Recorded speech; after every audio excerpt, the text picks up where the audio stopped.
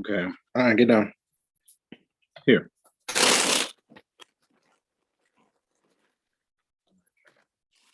Yes, a moment, gentlemen. I'll be right with you. Sorry.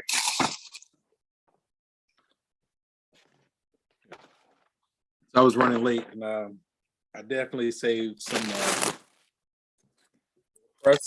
my personal pizza. I was saving it for my dog, but I was running late, so she was like anxious, like I can smell it. You know, she knew what was up before without me doing anything. But I can see my image. I've gotten my confirmation, so I'm going to go with it.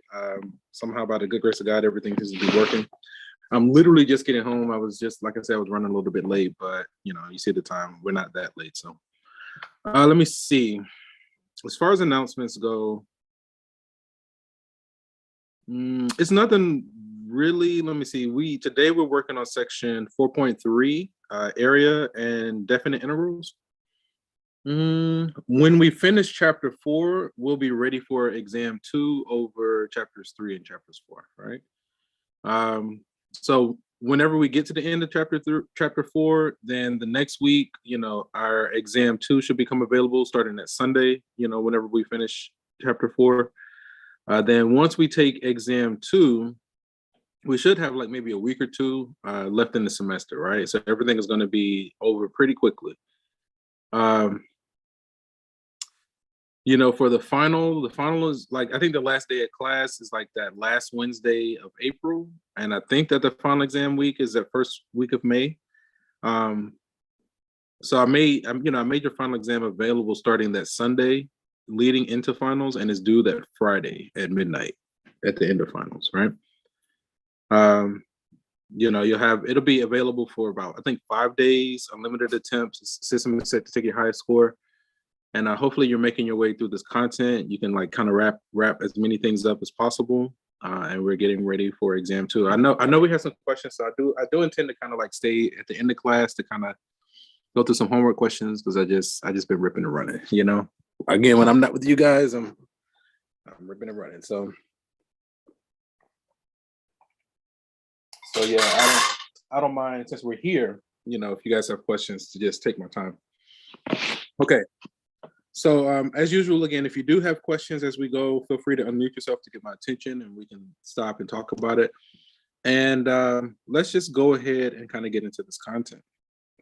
Let me see. It should come through. I mean, I can see the image, so that's good enough for me. So we're continuing chapter 4 on integration. And again, integration is just the reverse of differentiation. And so we're going to be looking at section 4.3, area and definite intervals. Come on, Image. I know you work. You're making me nervous. There it is. Okay, that's good enough. A few objectives here. Find the area under the graph of a non-negative function over a given closed interval. Evaluate a definite integral. Solve applied problems involving definite intervals. Okay. So then here we have the fundamental theorem of calculus. To find the area under the graph of a non-negative continuous function f over a closed interval ab, first we find any antiderivative, capital F of x of f of x. The simplest is the one for which the constant of integration is 0. So you know how normally when we take the integration, we have this plus c. You'll see how it evolves. Like when we're doing the definite integrals, that gets addressed, right? Then we evaluate the antiderivative using the limits of integration, a and b, and compute f of b minus f of a, or the antiderivative f of b minus the antiderivative f of a. The result is going to be the area under the graph over the closed interval from a to b. Okay. I feel like it's a little bit of a mouthful, but in practice, it's a lot more simple than that, right? So find the area under the graph of this guy over the closed interval from -1 to 2. Okay. Hope everyone is doing well, right? We are rapidly approaching the end of the semester. Hopefully you're able to get this stuff in order. Like I said, I know I have at least one student where we go back and forth, getting through as many of the questions as we can. Hopefully you guys are like either working together and or working with the tutors, you know, just getting the stuff submitted by any means necessary, right? Okay, just getting it done. Okay. So the antiderivative, right? So basically we're taking the integral here. So let's take some notes, right? So if we want to find the area under the graph of this function over this closed interval, we're gonna show that as the integral as x goes from -1 to 2 of, we're gonna say x squared plus 1 dx. Okay. So then I think we explored some techniques here on how to integrate this guy, right? The idea is that whatever answer you get, when you take the derivative, it should get you back to the original, right? So the integral of x squared is going to be x cubed over 3. The integral of 1 is just going to be x, right? Because when you take the derivative of these guys, you get the original. And normally we would say plus some constant, but instead, when we're doing a different integral like this, we're going to put this bar here, and we want to evaluate this as x goes from -1 to 2. Okay, so instead of putting plus c, we're going to evaluate this antiderivative that we got as x goes from -1 to 2 in this case, right? So what we're going to do is first we're going to plug in 2. So we're going to have 2 cubed over 3 plus 2. That's when we plugged in 2. Then we're going to say what? Minus when we plug in -1. So it's going to be -1 cubed over 3 plus -1, right? So we did the antiderivative of f when x is 2 minus the antiderivative of f when x is -1, right? So if we keep going, that's going to be 8 over 3 plus 2. That's going to be a -1/3. If you distribute the negative, it becomes a +1/3 plus 1. So 9 over 3 is what? 3 plus 3. It looks like the result is 6. And my dog is pacing, and that's making me anxious, right? So we got a result of 6. If we compare this to our prepared notes, all right? So the antiderivative of this guy of x squared plus 1, x cubed over 3 plus x, right? So I think we got that part. Then we evaluated the antiderivative when x was 2 and when x was -1. So we said the antiderivative of f of 2 minus the antiderivative of f of -1. And you see they got the same result that we got. Okay, let's try another one. Again, if anything is not clear, if you have questions, feel free to unmute yourself. Okay, let's keep going. So the quick checks I usually leave as an exercise for you all. And here we have a definition. So let f be any continuous function over the closed interval AB, and let capital F of f be any antiderivative of f. Then the definite integral of f from A to B is the integral as x goes from A to B of f of x dx is going to be the antiderivative of f of B minus the antiderivative of f of A. All right. So this, what you see on this line is literally what we just did in the previous example. Okay. So here we have this example where I actually evaluate this definite integral. Okay. So all we're going to do is find the antiderivative. The antiderivative of x squared is going to be x cubed over 3. Since we're doing the definite integral, instead of saying plus c, we're going to say we want to evaluate this antiderivative as x goes from A to B, right? So then we're going to say basically plug in b minus when we plug in a. So then it's going to be b cubed over 3 minus a cubed over 3. And I think that's as far as we can take this, because they didn't give us any information on A and B. That's as far as we can take it. And here's a type version of what we just did. So using the antiderivative, all right, we get this, and then we get this. It's convenient to use an intermediate notation. Okay, so, I mean, this is fine. This is kind of the same, saying the same thing in a different way. Okay. All right, let's keep going. So evaluate each of the following. I feel like I have enough space. I'm going to try to work with the space that's here. So the antiderivative of part A, that's going to be, the first part is what? X cubed over 3 minus the second part is going to be what? X squared over 2. And we want to evaluate that as x goes from -1 to 4. So when we plug in 4, 40 plus 24 is what, 64? Minus 16 over 2, which is 8. This is fine. Then we're going to say minus when we plug in -1, you're going to get a -1 over 3. So double negative is going to become positive 1 over 3. That's going to be a -1 over 2. When we distribute the negative, it's going to be positive 1 over 2, right? You can use your calculator. I think I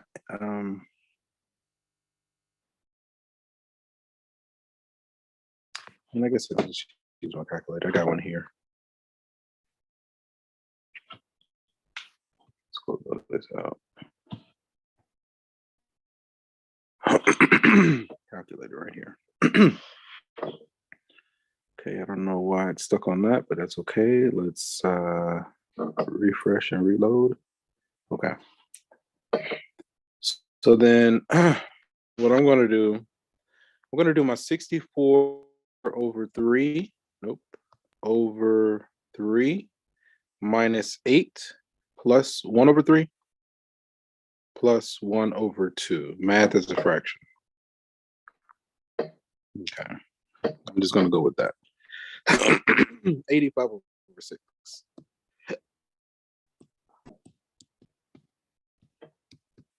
Okay.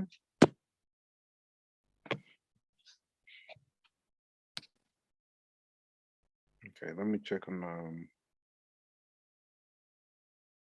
you guys in Zoom.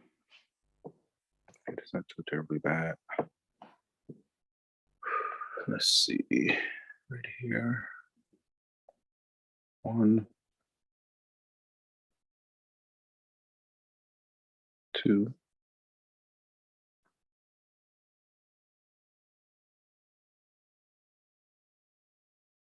Three. Okay. Put them in and we're good to go. Okay. So now for part B, remember E is its own derivative. So a good candidate for the antiderivative might just be e to the x. Again, if you take the derivative, you get back e to the x, so we're good to go there. We want to evaluate this antiderivative as x goes from 0 to 3. Okay. So when you plug in 3 for x, you get what? E to the 3 minus 1. And I'm just going to leave it like that for now. All right, that's close enough. Okay. And I think, okay, so for part C, the antiderivative of 1 is what? X, because the derivative of x is 1. The next one will be what? X squared over 2, but the 2's are going to cancel. So it's just going to be plus x squared. And then I think we said that the antiderivative of 1 over x is natural log of x. So we're going to say minus the natural log of x. And we want to evaluate this antiderivative as x goes from 1 to e. Okay. So then when we plug in e, we're going to get e plus e squared.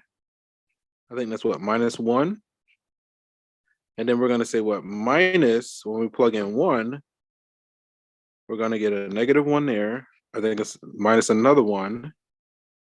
Double negative becomes positive. It's not going to matter because the natural log of 1 is 0, right? Okay.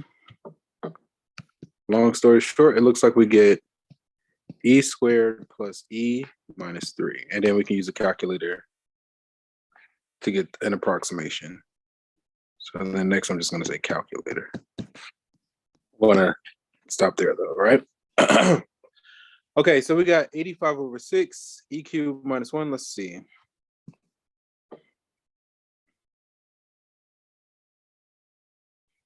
Okay, let me see if I can do this right here. Nope.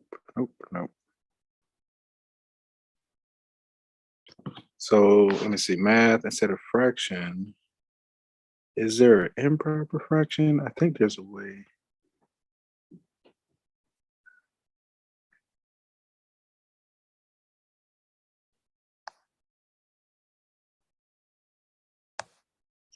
So 14 and 1/6. So I think that's good enough, right?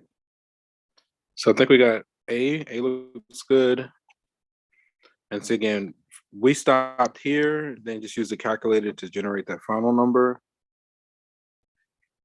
And then I think we stopped here and then use the calculator to generate the final number.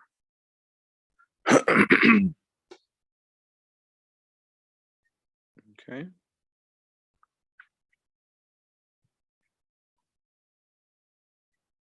Okay. Man, I always get like really sleepy for like out of nowhere all of a sudden. Okay. So we have the fundamental theorem of integral calculus.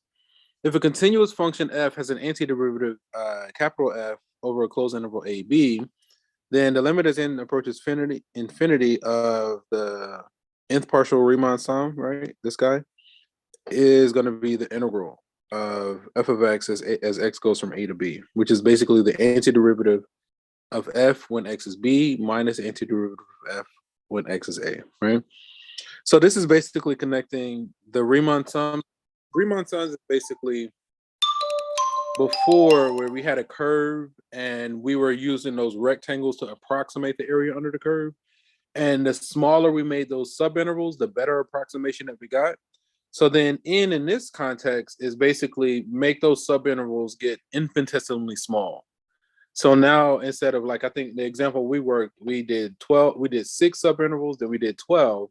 Now this is saying, you know, again, make those rectangles, the width of the rectangle infinitesimally small, right? Long story short, you know, the limit as n goes to infinity of the Riemann sum is going to be basically the integral. That's how we define the integral, where we let those subintervals get infinitesimally small. That's all that's going on there. Let me check on you guys in Zoom. We should have had a couple of stragglers. Okay, this one and right here. Nope, this one and that one. Come on. Okay. Let's keep going. Close. There we go. Okay. So we've seen this in action. Let's just kind of keep going. Okay. So suppose that y is the profit per mile traveled and x is the number of miles traveled in thousands. Find the area under y equals 1 over x over the interval from 1 to 4 and interpret the significance of this area. So x is the number of miles traveled in thousands and the y is the profit per mile. It says find the area under the curve. So in other words, what they're asking us to do is basically we want to integrate. We want to find the integral as x goes from 1 to 4 of 1 over x dx. Okay, so the integral of 1 over x, or the antiderivative of that is what going to be the natural log of x. And we want to evaluate this as x goes from 1 to 4. Okay, so then that's going to be the natural log of 4 minus, I think the natural log of 1 is 0.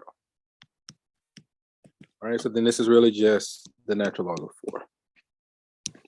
You will use your calculator to approximate that.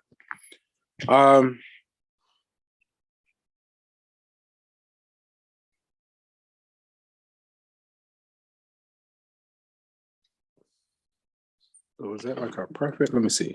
So here. So again, we get our natural log of 4, which is approximately this. So the area represents the total profit, right?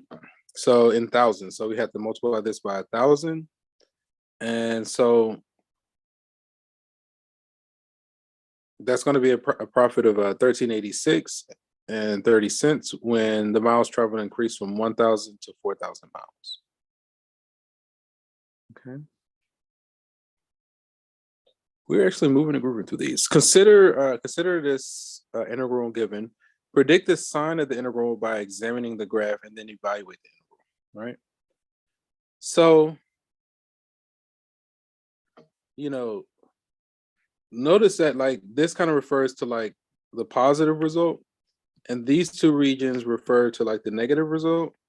So then if we say the positive plus the negative, it looks like we have a lot more area in the negative region than in the positive region. So it looks like our final result should be negative, right? Okay, so we would anticipate the final sign to be negative. And let's actually evaluate this integral. So we have the integrals x goes from -1 to 2 of negative x cubed plus 3x minus 1 dx. Okay. So then x cubed, the integral of that is going to be what? X to the 4 over 4. The next one is plus 3x squared over 2 minus x. And we want to evaluate this as x goes from -1 to 2. Okay. So then when we plug in 2, looks like it's going to be what? A -16 over 4 plus 12 over 2 minus 2. Okay. Then we're going to say minus when we plug in -1. So that's going to be a -1 over 4 plus 3 over 2 plus 1. Okay. So on the left here, let's see. Okay, let's get the LCD looks like it's 4 in all cases. So I'm just going to get everything to a denominator of 4. Okay. So then the first one is what? -16 over 4 plus 24 over 4 minus 8 over 4. Okay. Then that's going to be plus 1 over 4 minus 6 over 4 minus 4 over 4. Okay. So then now if we basically combine like terms and simplify, that's a 4 and a 4, so that's an 8. So these first 3 terms cancel each other out, all right? Because this along with this gives us 8, but then minus 8 cancels that guy. That's going to be what? Minus 10 plus 1 is minus 9 over 4.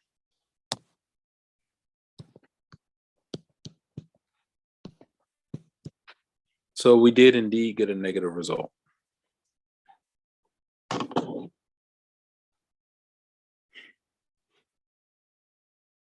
So from the graph, it appears that there is considerably more area below the x-axis than above.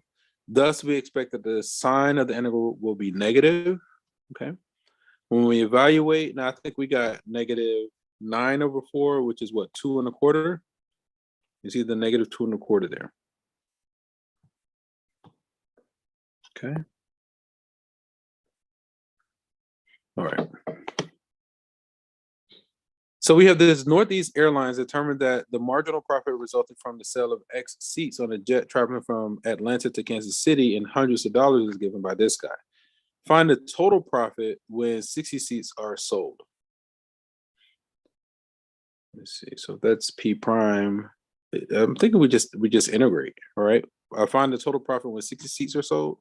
So I think in the other action is the integral as x goes from 0 to 60 of this square root of x minus 6 dx. I am going to go with this for now, and if I set it up wrong, then we'll adjust. So we got the square root of x. Remember, that's the same as x to the power of a half. So then if you add 1, that's going to be what? X to the 3/2 over 3/2 minus 6x as x goes from 0 to 60. Okay. So then we're going to have 60 to the power of 3/2 over 3/2. 6. So minus 360. And then if we plug in 0, the second part goes to 0. So we just need to evaluate this. Nope, not that one.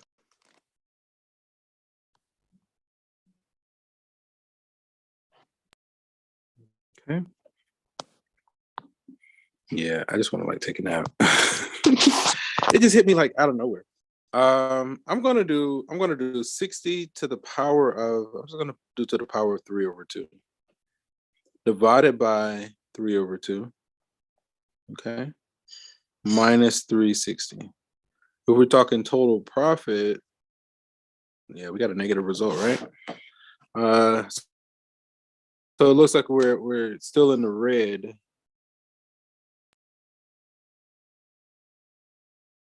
No, I'm not trying to do that.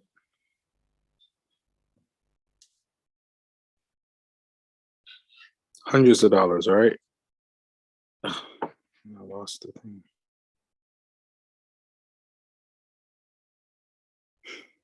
Come on.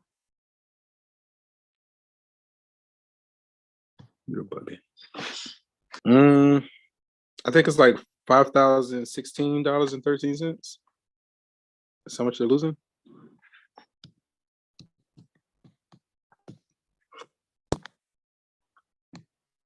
I think that's right.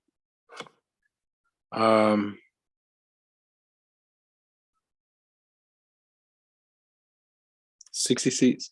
So if they only sell 60 seats, they're still in the red by $5,000. That's what this is saying. All right. I think that's accurate. I'm just gonna put a $sign here.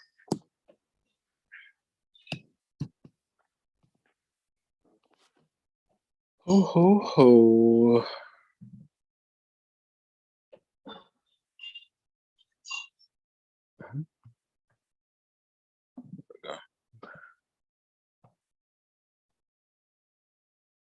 All right. So I'm just going to compare this to my prepared notes here. 60 P prime. $50. Let me see.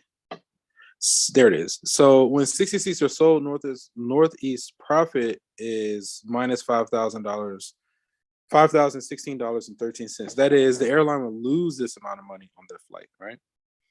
So then obviously they would want to sell more. They want to turn a profit, right? So they obviously would have to sell more. Okay. All right, let's go with this one. So a particle starts out from some origin. Its velocity in miles per hour is given by this, where t is the number of hours since the particle left the origin. How far does the particle travel during the second, third, and fourth hours as t goes from 1 to 4, right? So they gave us the velocity. I think before we said that given the position vector, the derivative or the rate of change of the position vector gives us our velocity vector. So if the derivative of the position gives a velocity, then the integral of the velocity is going to give our position vector or function. All right, so we need to integrate. They're basically asking us to find the integral as x goes from 1 to 4 of the velocity function dt. All right, so we're integrating. So I think we just did one with the square root, right? So that becomes t to the power of 3/2 over 3/2 plus t squared over 2 as t goes from 1 to 4. Okay. When you plug in 4, let me see, the square root of 4 is what, 2 to the power of 3. So that's going to be 8 over 3/2 flips. 8 times 2 is what, 16 over 3. All right, okay. That's when we plug in 4. And then 4 squared is what, 16 over 2 is 8. Okay.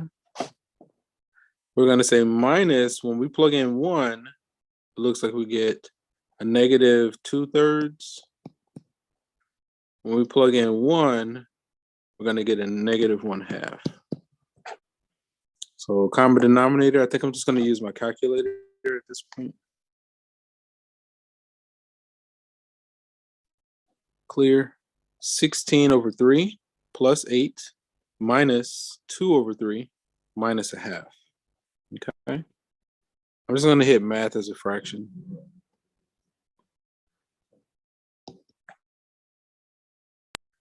(73 over 6). And I'm just going to do 73 over 6. So that's like, it looks like it's 12 and 1 out of 6. Okay. Let's highlight this. Okay.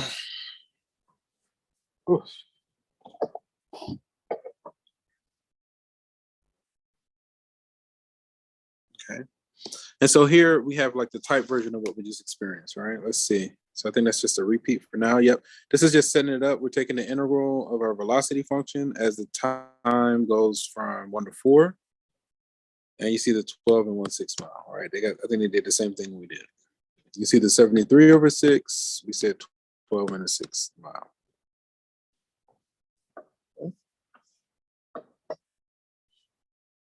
I think we pretty much got through, yeah, we got through this section.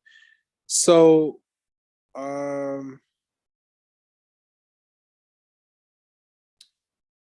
was thinking that we can maybe just go ahead and like do the homework questions, but I think I want to kind of focus on, well, just because my energy is low, I want to go ahead and like, let's just go ahead and kind of go through some questions with Mr. Lowe, are you there? Mr. Lowe, you there? Yes, sir. Would you like to kind of go ahead and get started? Because I know you had some questions for me last time, and I kind of build on you. So it's like we can kind of start now. You know what I mean? Oh, okay. Yeah. Because I can already tell. I started to like just kind of focus on this section. Then I was like, no, my energy is low. Let me try to tackle some of these while I have the most energy. Oh, I know you sent them. It would be best if you could just like send them again, so I'm not fishing. I'm trying to like find them. Let me see. Let's see what I can pull up. I'll try to go ahead and pull up at least one of them just to get started to minimize the dead air. Okay. Nope. New breed. I'm not gonna worry about that because I think it's working. So let's see. Sleepy Bye right here. I'll just pull your first one I see. Let's see. Oh, we need to send it. Shit. Okay, I need to do that ASAP. Oh, she sent that on Friday. Oh, it's Thursday at 4. Morehouse. Okay, I'll have to try to remember to do this a little bit later. I'm sleepy. Okay, right here.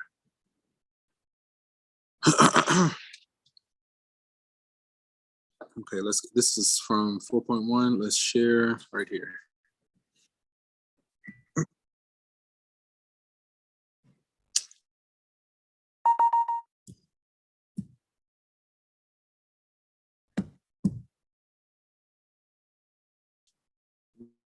Okay, we'll go like this. You go there.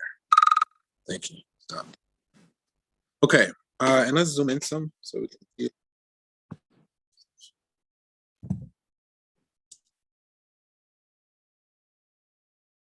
Okay. Morehouse. So this comes from section 4.1, right? Morehouse. So let's look at this. The rates of change in population for two cities are we got P prime is 45 for Alphaville, and Q prime is this guy for Betaburg. Morehouse, where T is the number of years since 1990, and P prime and Q prime are measured in people per year. In 1990, Alphaville had a population 6,000, Betaburg had a population 3,000, and so far as A through C. Determine the population models for both cities. Rates of change in two cities are this. Oh, so basically we'll integrate. That's the rate of change, right? So I think they're basically asking us to integrate these guys. Trying to see if there's anything else. Where T is the number of years since 1990. In 1990, Alphaville had a population of 6,000 and Betaburg, okay. So let's take some notes here. Oh, it's a different thing. I think I can do like this one. That's not really what I want. Oh, come on, one of y'all gotta work. This. What I'm gonna do is copy and delete. Top here. Review seamless. And we really need to, come on, right here, we want to add a page. Okay, we're gonna paste right here. Hoo. Okay.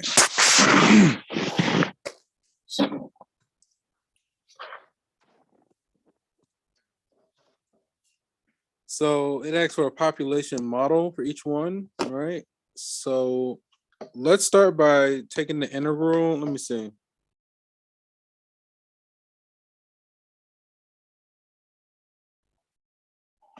So for Alphaville, it's just going to be 45. What is that? Is it DT? Okay. And we'll just alpha. So the integral of 45 is just going to be 45x or 45t. As t, we're going to say plus some constant, right?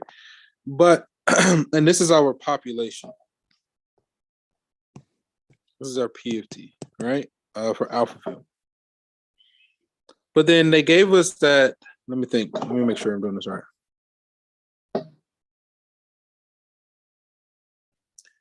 So in 1990, if this is years since 1990, I guess we're gonna let 1990 be year 0. So then if t is 0, then it looks like our corresponding C for Alphaville is gonna be 6,000. Right? If you let t be 0, then C is gonna be 6,000. So then the population model for Alphaville looks like it's gonna be 45t plus 6,000. And then we do something similar for Betaburg.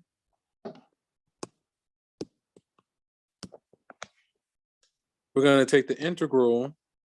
It's a beautiful integral sign, but I'm just going to redo it anyway. Now for Betaberg, we have what?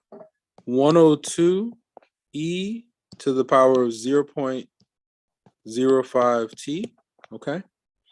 dt.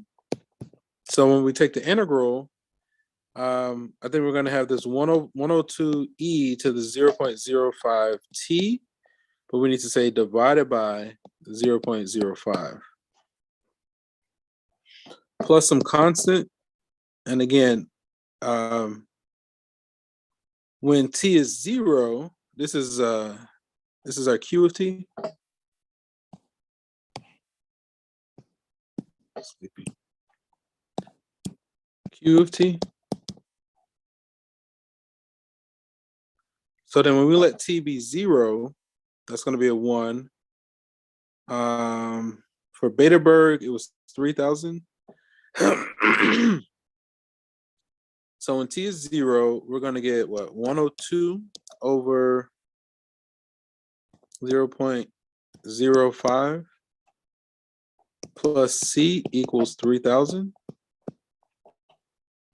So then c is going to be, if we basically crunch those numbers, 3,000 minus 102 over 0.05.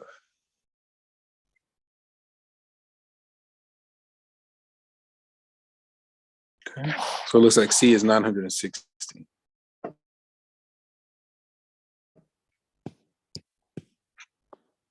So then our model for Betaberg, this 102 e to the 0.05 t over, we can simplify that. 102 divided by 0.05, 2040. Here it is. So that's going to be 2040. Let me see. We captured that, and our C is 960.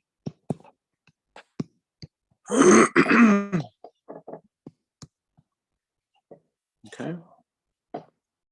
So then, if we submit these results, we can get back to our. Okay. So P of T.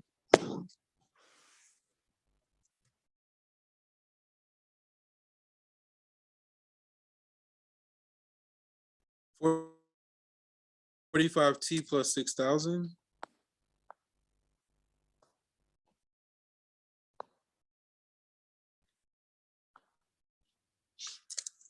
$45T plus 6,000.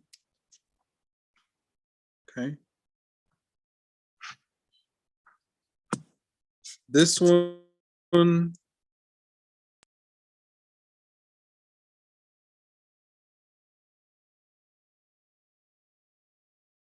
2040 e to the 0.05. Nope. 2040 e to the power of 0.05 t plus, I think it was what?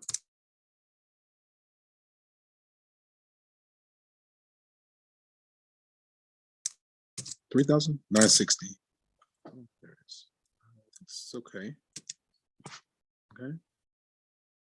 So what were the populations of Alpha and Betaberg to the nearest 100 in 2000? So what is this, like 10 years later? So basically plug in 10 for T, so 450. So the first one is 6450.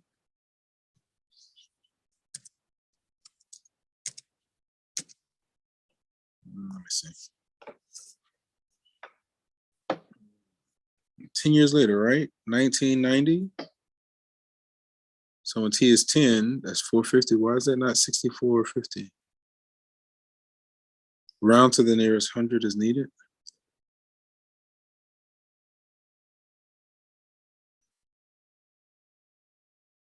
Oh, 100, right?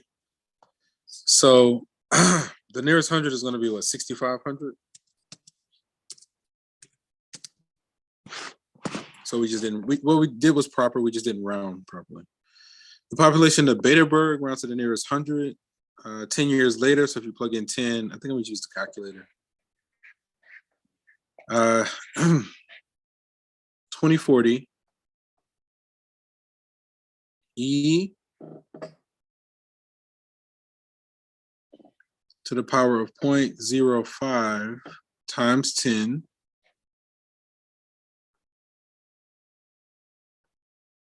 plus 960.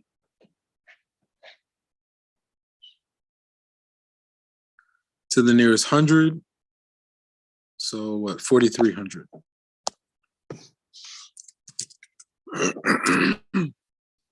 I keep trying to use the number pad. Whew. Yeah, my energy is shot. I don't know. I don't know why.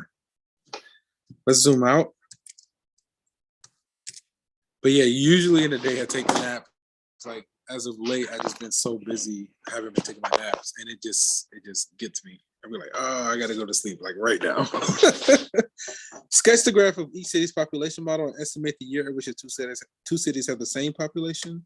So for P, it's linear, right? And it looks like it's increasing because it has a positive slope. How does that look so trippy? It can't be B. Our wire intercept for P is 6,000. I think it could be A. It can't be B.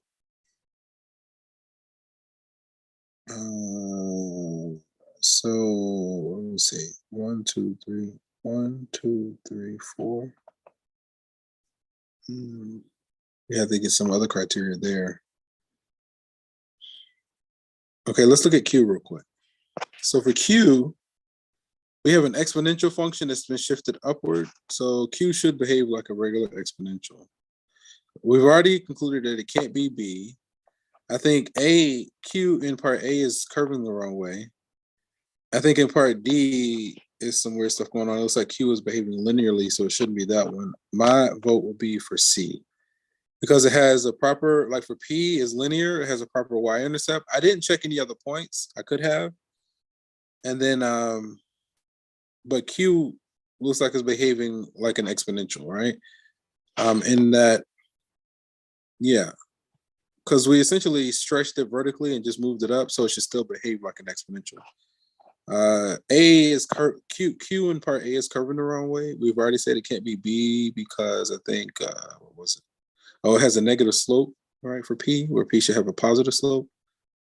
And then for D, it looks like Q is behaving linearly, which it should not be that one. Now, so my vote would be for C. If you just wanted to be sure, you would just choose several points, like choose different values of P, find the corresponding Y, and then match it up, right? I'm just gonna go with C though. Let's see what happens. Okay. The two cities have the same population in what year? So if we set the two equations round to the nearest year as needed. I mean, I was eyeballing it. Let me see, but I guess we can. What we would need to do is set the two models equal to each other and solve for T, which I'm totally being lazy and avoiding, but I guess I need to just do it. Let me see.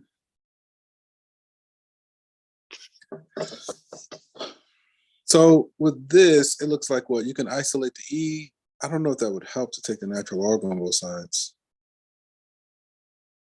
It would get that out of there.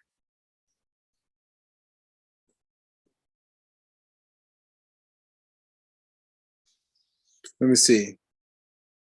Let's see. Sketch the graph and estimate the year in which. Choose the correct graph. I mean, I think I'm gonna just try to eyeball it. 5, 10, 15, 20, 25. So it looks like it's either 5, 10, 15. It's like 21 or 22 years later.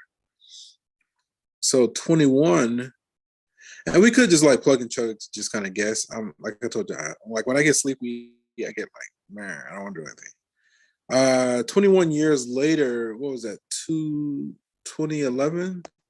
I'm thinking 2011 or 2012. And I think just for the sake of simplicity and time, I'm just going to guess because we can. Let me try 2011. But again, we could set them equal to each other. Now, all I did there, I just eyeballed it, right? Because I felt like that's really what they wanted us to do.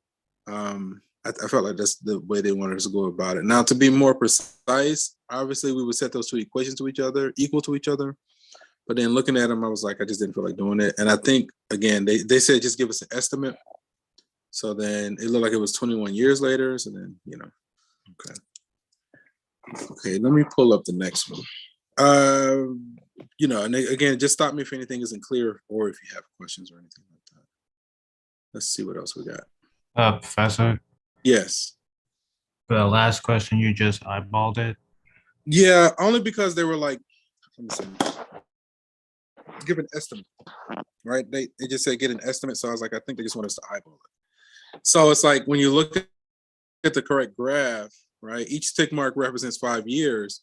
So graph P crosses graph Q just slightly to the right of that fourth tick mark. So I was like, okay, that's either 21 or 22. But then once we had that year, we could have taken, plugged in 21 into both, and they should be close to each other. If you plug 21 into the model for P and 21 into the model for Q, the two results should be close.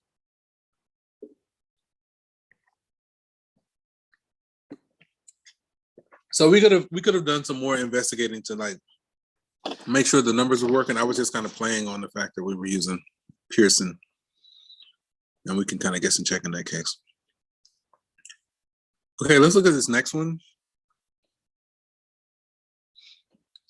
Use geometry to evaluate the definite integral. So type an exact answer using pi as needed. I think that's like a semicircle, the top half of a circle. Let me share this guy.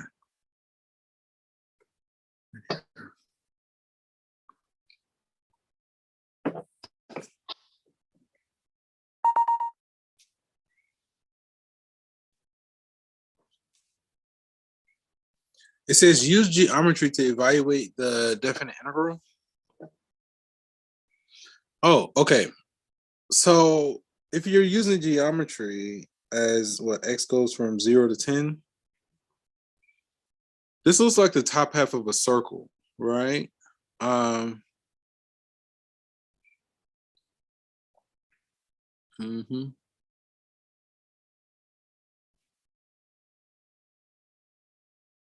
Because the equation of a circle is what? X minus h squared plus y minus k squared equals r squared.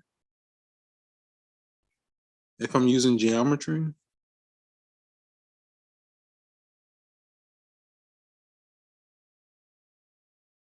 Let me think about it. Give me a moment.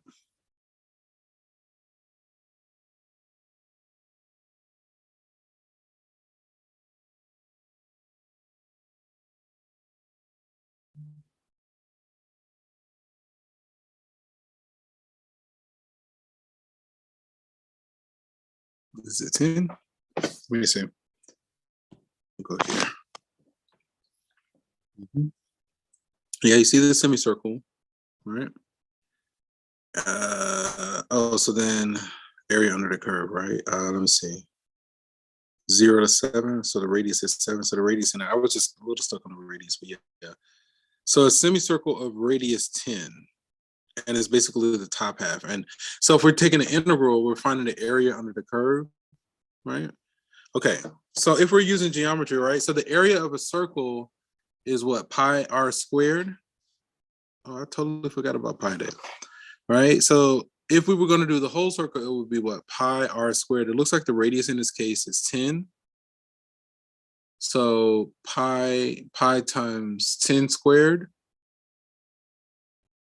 So 100 pi, but then we're only taking the top, because it's not plus or minus, we're only taking the top half of the circle.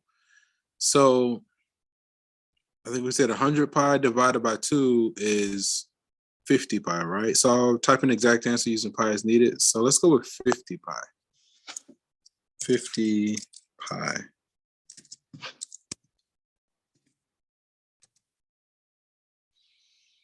Pi r squared, right? The radius, 10 times 10 is 100.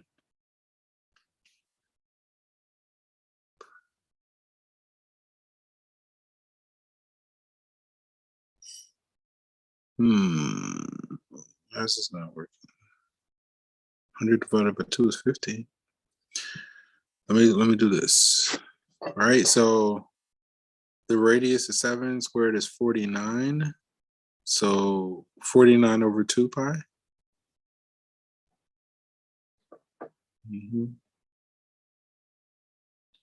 Oh, let me see. Use geometry to evaluate. Oh, 0 to 10. Okay, I did from negative 10. I did from my negative 10 to 10. They want 0 to 10. So then it's just a quarter. So then if we put 50, then it should be half of that one. So it should be 25 pi. Right, that one should be 25 pi. I was ignoring the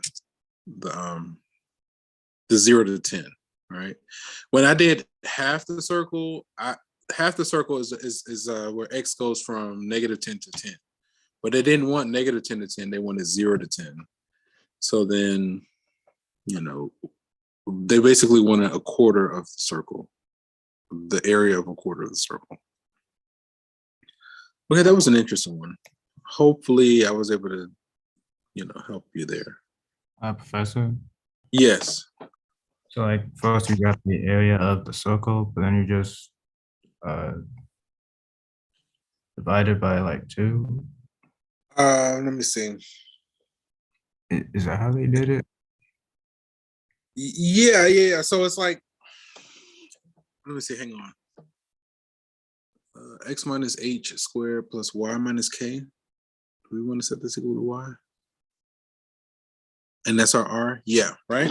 Let me take some notes here. Right, so, the circle, so here, right?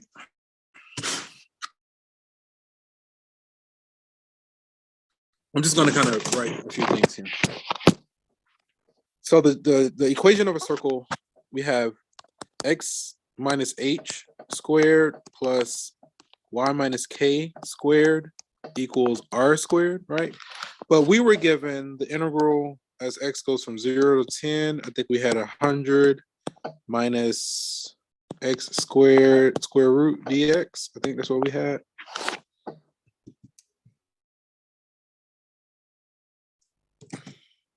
Okay. So this square root, right? I just want to focus on this guy. This square root of 100 minus x squared. This is, I want to say this is equal to our y, right? I think that's what's going on.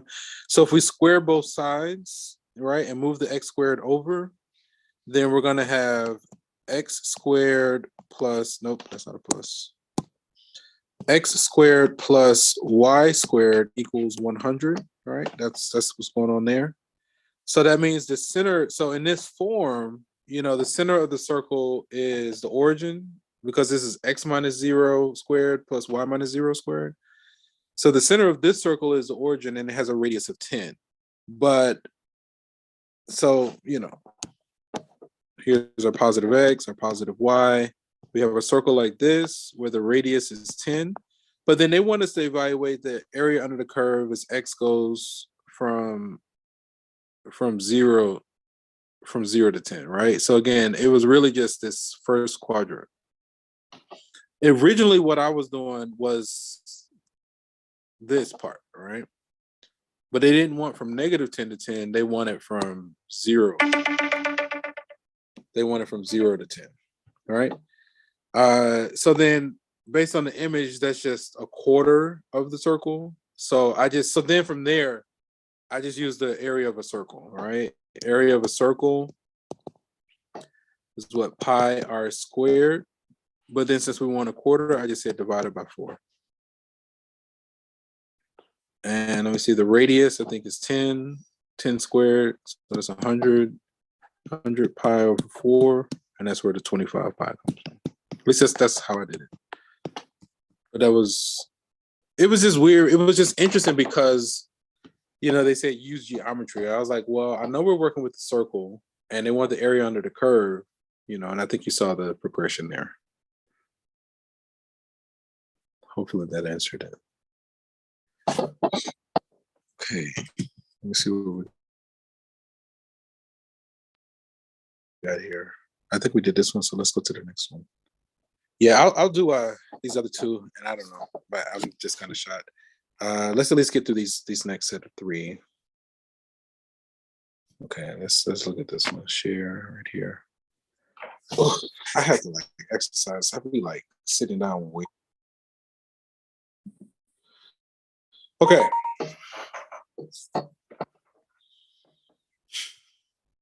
It says a record club has found that the marginal profit in cents is given by this guy, right?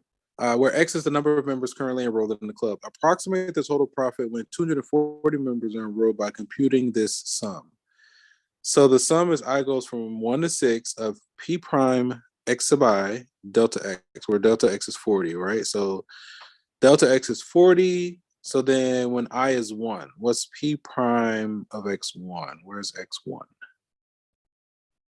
Delta X is 40. It looks like they're using the left part of the corner of the rectangle. Okay. So the first one is when X is 0, right? So basically you're going to evaluate, it looks like you're going to evaluate P prime of 0, right? Times 40 plus. And then when X is what, 40? So then you're changing by 40 from there. So you're going to do, okay, let me write it out instead of talk through it.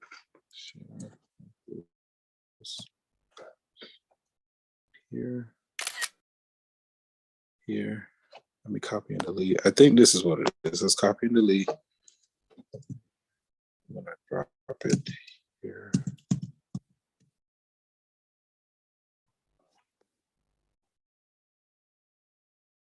Kind of work with the new keyboard. It's taking a little bit of getting used to. So again, this one was just asking us to approximate the total profit for 240 members by computing this sum. Okay. So X1, I think, is when X is 0. So we're basically doing P prime of 0 times 40 plus, and then the next one, X2, you increase by 40 units, so then it's going to be P prime of 40 times 40. That's X1, X2, so then X3, P prime of 80 times 40. I think this is right. 1, 2, 3. So then what is the next one? 120.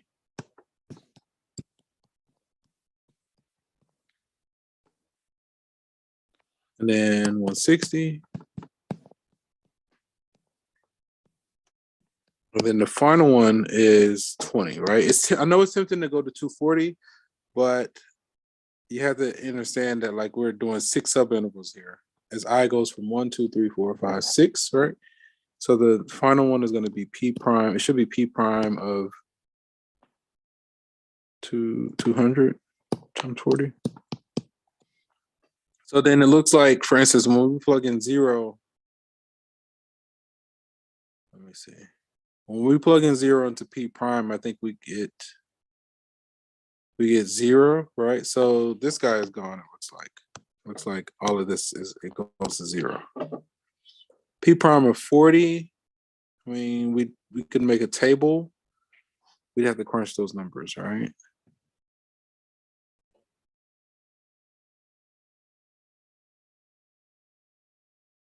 Okay, I'm just being lazy. Let me just do it, right? So what I'm going to do here, I think I'm going to make a table. So I'm going to go to my y equals. I'm going to put in my P prime. So then it's minus 0.0008 x to the power of 3 plus 0.3 x squared plus 58.9 times x, okay? So that's the original. What I'm going to do is go to stat plot. And I want to turn, not stat plot, not stat plot. I want to go to my table. I'm going to go to table set. I wanted to start at 0 and I wanted to change by 40. Okay. So then when I go to the table, I have my X's with my corresponding Y's, and we want to take those Y values and multiply each of those. What we could do, we can just add up those first 6 Y values and then say times 40. All right. So for instance, right, and I think we kind of did the first one. So basically, I'm going to factor out my 40.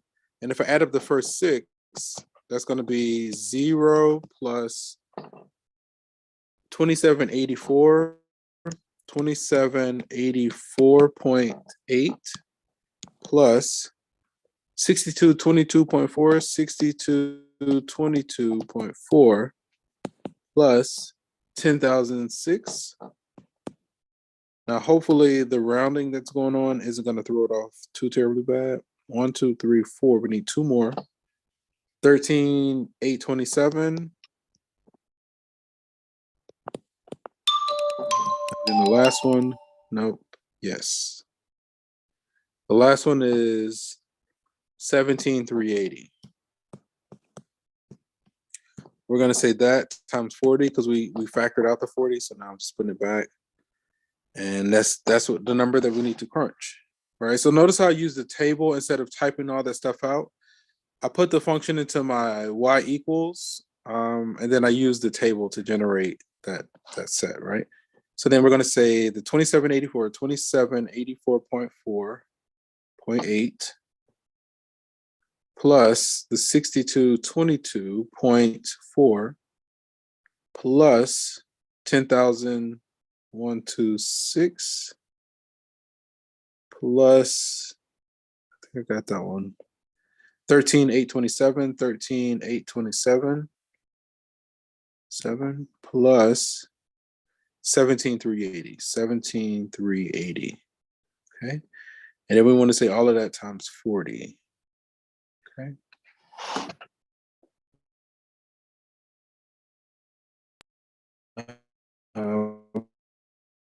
We're going to go with this result for now. 8808, 8808. Looks like 2,008,808. Let's see. Approximate the total profit when 240 members are enrolled by computing this sum. So it looks like it's approximately $2 million profit, right? That's reasonable. Okay. Can we see this result? Oh. 288.08. 288.08.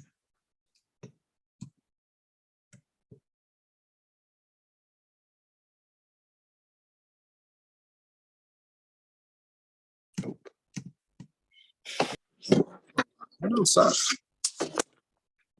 Round to the nearest cent. We got 200. Nope. What? How do I turn it off? What did I hit? Is it caps lock? It's not caps locks. Here we go. I hit something. Now numbers won't show.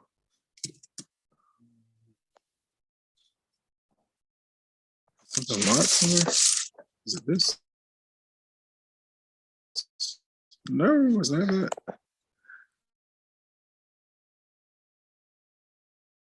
Oh no. I'm pretty sure whatever I just hit is going to mess up my image, but let me try to finish this one. We're about to wrap up. Come on. I hit something and now I got to figure out how to undo what I did. Oh, there it is. Okay. 288.08. Okay, we're going to cross our fingers. Correct answer, 20,088.08. Okay, let me see. I think we got the right thing. We just, right here. Where is it? Do we forget our decimal somewhere? Why does it look like that? 40.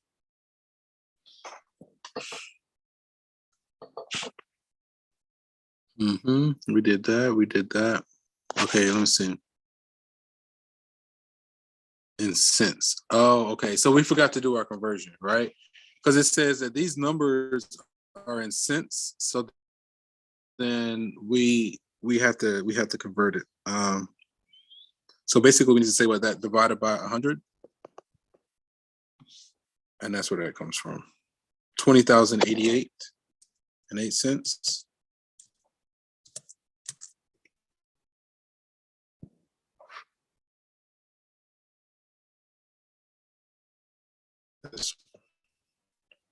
Yeah. 20,000. Well, I think we're still off a little bit. No, we're good, right? To account for the units. Our calculations and everything are fine. We just forgot to account for the units. That it was given in cents, so we had to convert it to dollars and it round to the nearest cent. All right, that was the only change that we had to make at the end for that one. What was it, Professor? Go ahead. What was it, Professor? Say it one more time. What was it? What was what? You said we had to convert it to like to cent. Yeah, are you still up? Let me try to bring my screen back up because I know it got disconnected. Let me see. Go to YouTube. Right here. All right, gentlemen. So I think we have like maybe 1 or 2 more questions that we're going to try to do.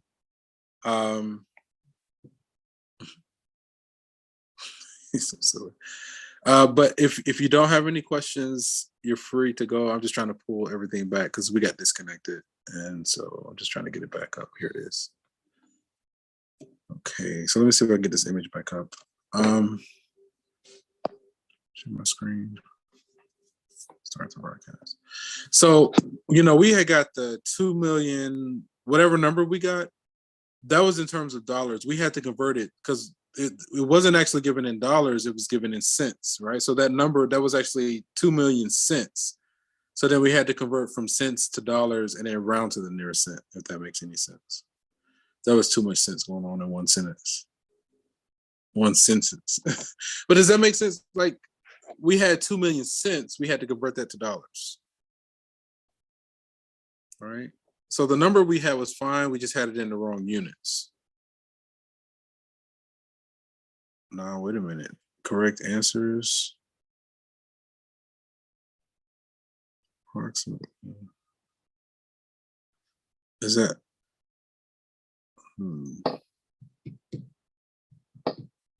Where's this other one coming from?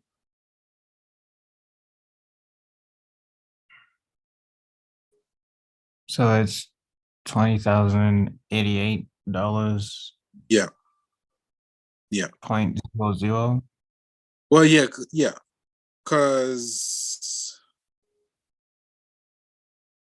let's see. 8808. We had 08. It says, yeah, the nearest cent for us would have been 8 cents. But again, that one is off because I think that when we pulled it from the table, the table was like rounding. If we actually wrote it all the way out where we calculated each of those results and then kept a long decimal, we probably would have got the exact same numbers that they got, right?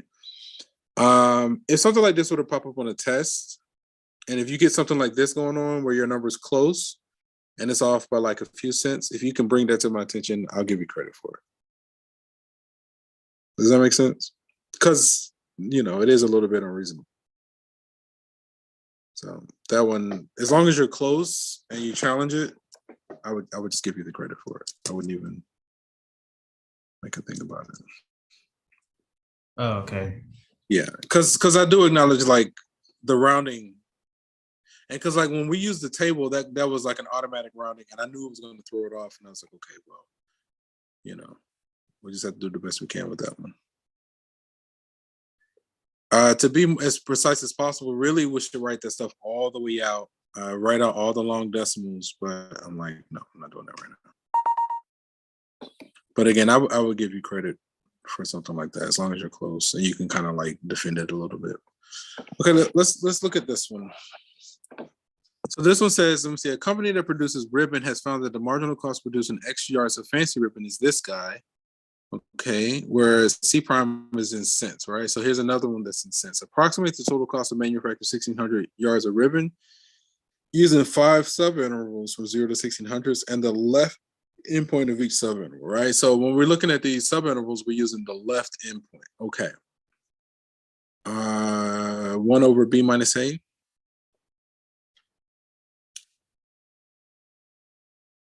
Let me think about it. Can we just take the integral?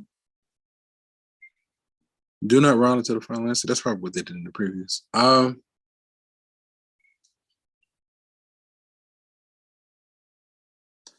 Right. So if we have 0 to 16 and we want to do 5 subintervals, we would do, so each subinterval is going to have a length of, I want to say it's 1 over b minus a. Let me think about that.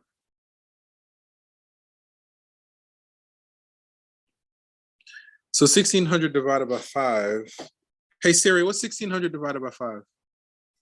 1600 divided by 5 is 320. So I want to say that each subinterval is going to have a width of 320, and we're going to be using the left endpoint, right? So the first one, x is going to be 0. I think we're going to say it's basically, we're thinking about the rectangles, right? So the width of each rectangle times the height. The height is going to come from C prime, right? So then let me just try to write it out. Similar to what we had before.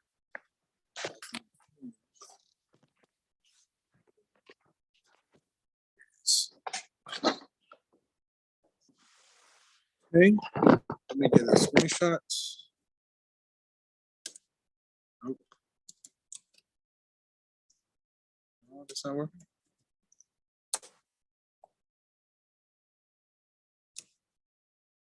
Oh, I see what I'm doing. I'm hitting the wrong thing.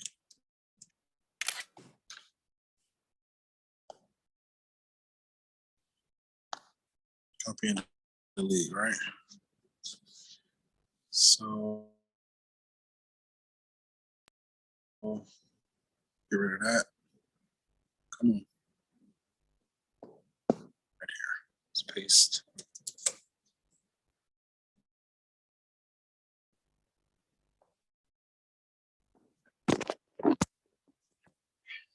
So approximate. Now, part of me wants to be like, we could just take the integral.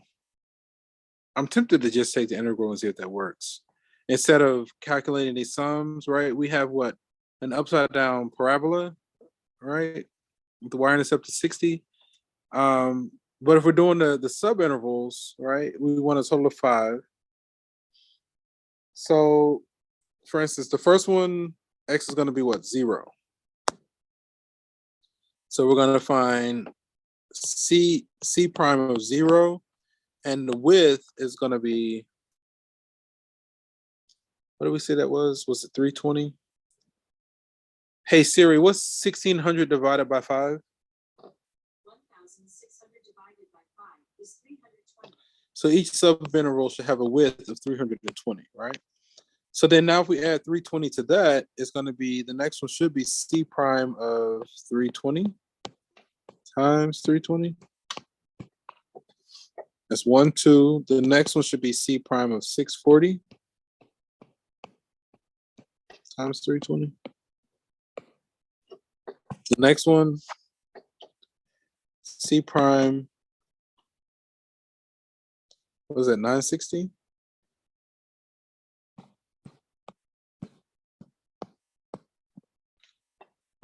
One, two, three, four, and there should be one more. C prime of 1280 times 320. Okay.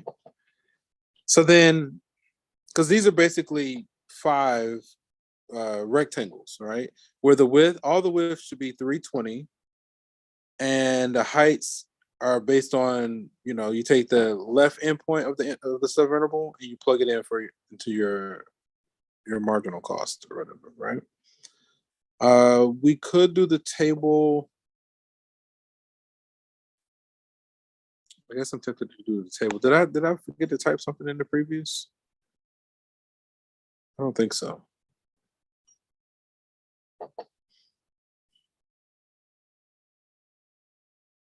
Okay. So I'm going to use my calculator again, not that one. Right here.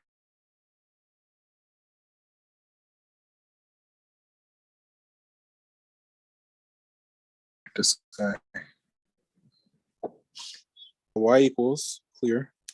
We got this negative 0.12341 x squared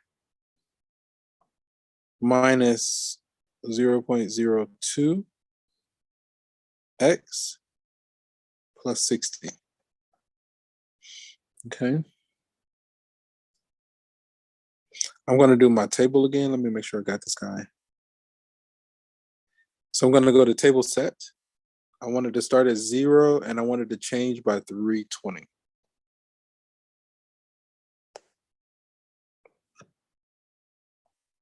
Okay. So then if I go to the table,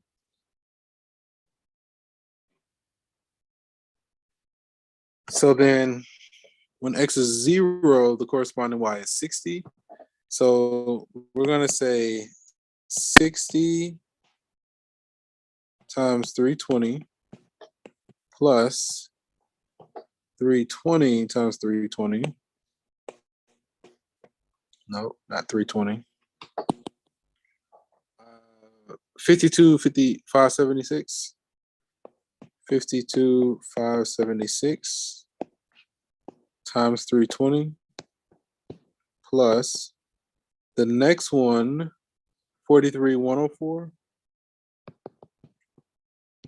times 320. 1, 2, 3. 31, 584 times 320. I'm cleaning up that 3 over here. 1, 2, 3, 4. There's one more. 18016 times 320. So then we need to crunch those numbers.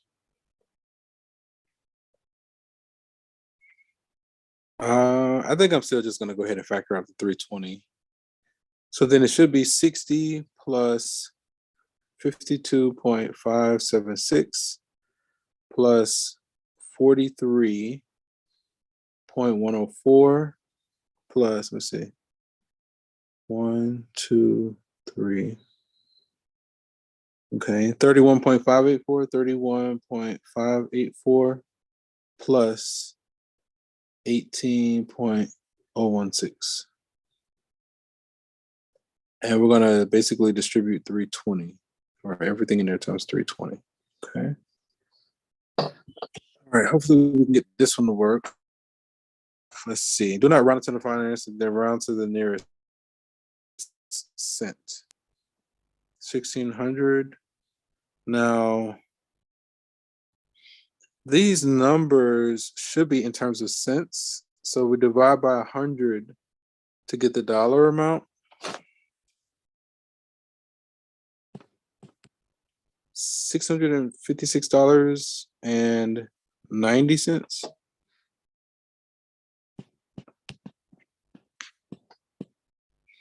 Okay, let's see if this works. Let's see, 1,600 yards. Okay, we got 656.90. Let's see if that works.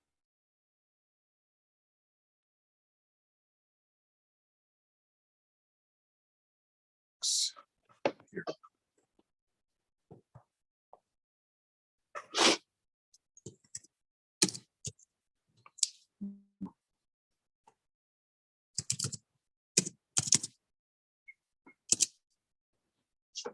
Okay. So we had, I kind of mimicked what we did in the previous. I just wrote things out more, but I still kind of essentially wrote out the same stuff. I'm still not really sure why the other one didn't work. The only other thing, again, for the other one was that we forgot to convert from cents to dollars. So then I made it a point to convert this one from cents to dollars because they gave us everything in cents. They wanted the answer in dollars to the nearest cent. Okay, let me see. I think we got like one or two. Okay, I think this might have to be my last one for now. We'll just pick up some more next time. Let's share. Come on, share right here. Did you have any questions about that one? No. It's kind of cute. So like we So- just need to divide what we got by 100 and it'll give us Yeah, those it gave over us, the half. it gave us, yeah, in terms of dollars. Yeah, what you said was correct. Let's look at this one. It says that a juice company has found that the marginal cost of producing X pints of fresh squeezed orange juice is given by this function, where C prime is in dollars. Approximate the total cost of producing 264 pints of juice using 3 subintervals and the left endpoint of each. So this is a repeat, just different units or whatever, right? So let's give it a go for this one. If we can do it once, we can do it twice. Narrow. Just delete that one. Delete the screenshot. Try again. Okay.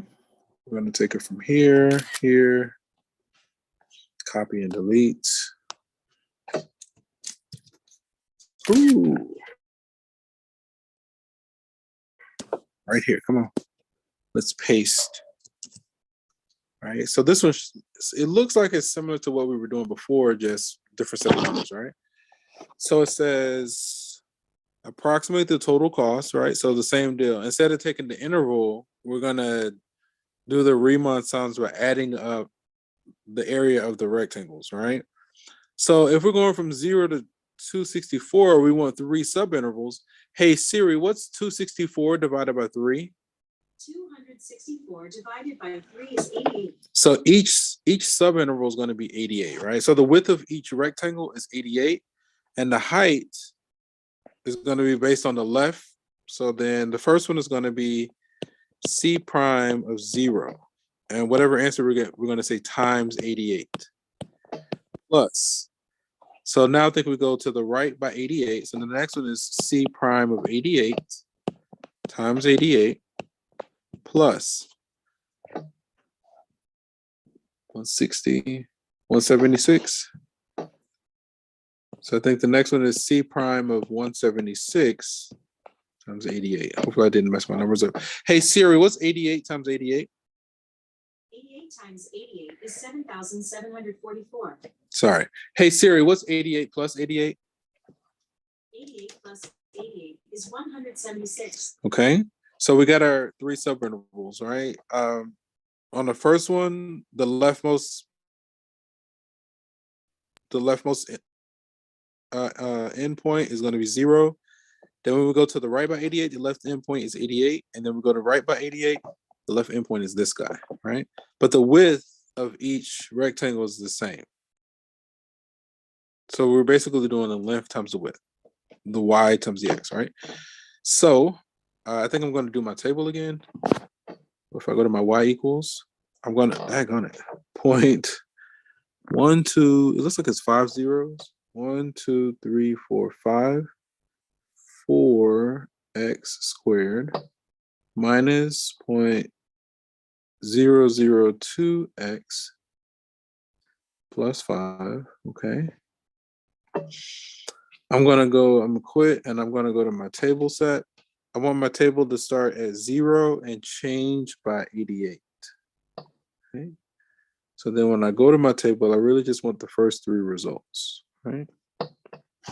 So when x is 0, the corresponding, when x is 0, the marginal cost is going to be 5. So we're going to say, that's not right here. We're going to say 5 times 88 plus, the next one is 4.855. There's a decimal there. Times 88. The next one, 176 is 77.19. So 4.7719 times 88. So then what I'm going to do, 5 times 88 plus 4.855 times 88 plus, nope, that's not an 88, plus, there's only one more, 4.7719 times 88. Hopefully I typed everything in properly. Let's see. Use companies found margin. We get 1287. We got to think about our units. 1408. Okay. Company has found that the marginal cost of producing juice is given by this is in dollars. All right. And I think they still want dollars. So I think our units are right. It says round the final answer to the nearest cent as needed. The nearest cent like is 14 cents. Round all intermediate values to the nearest thousand as needed. Oh, that might throw us off. That last part might throw it off a little bit. The total cost is about the nearest cent. So we got 1287 and 14 cents. Let's submit that and see if we can make it work. 1287 and 14 cents.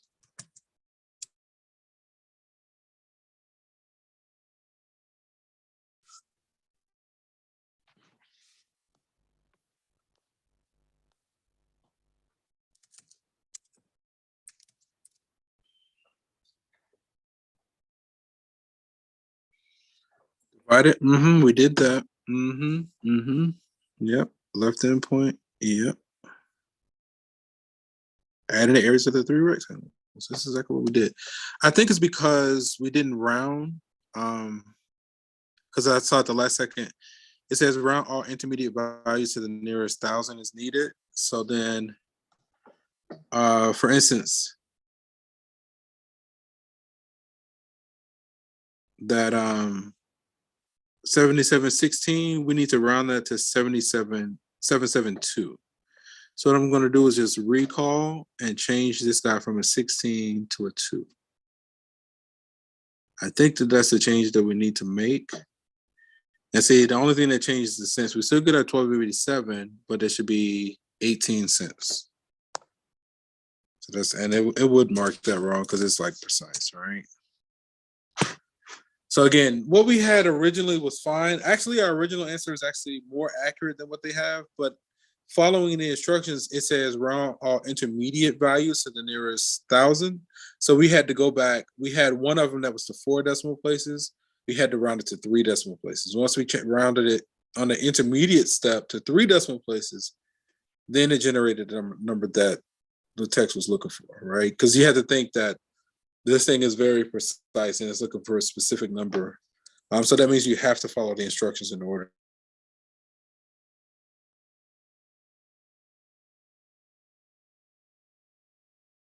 to generate those numbers, right? But and if I see that you're close like that and I get a sense of it, more than likely I give you credit for that one, like whatever we had at first, right? Because it was close enough.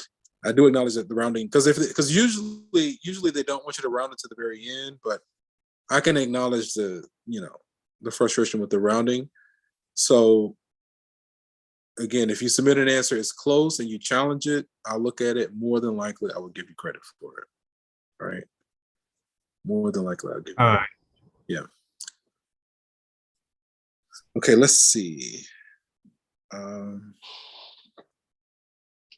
Hey, can I call you back in like a few minutes? I'm still like wrapping up class. Okay. Peace. Let's see. I think there was the last one. Did you have any others that you wanted to look at?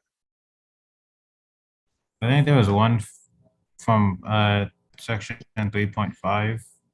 3.5.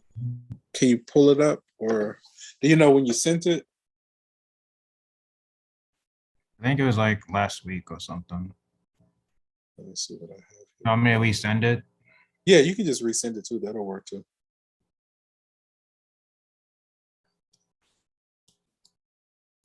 Okay.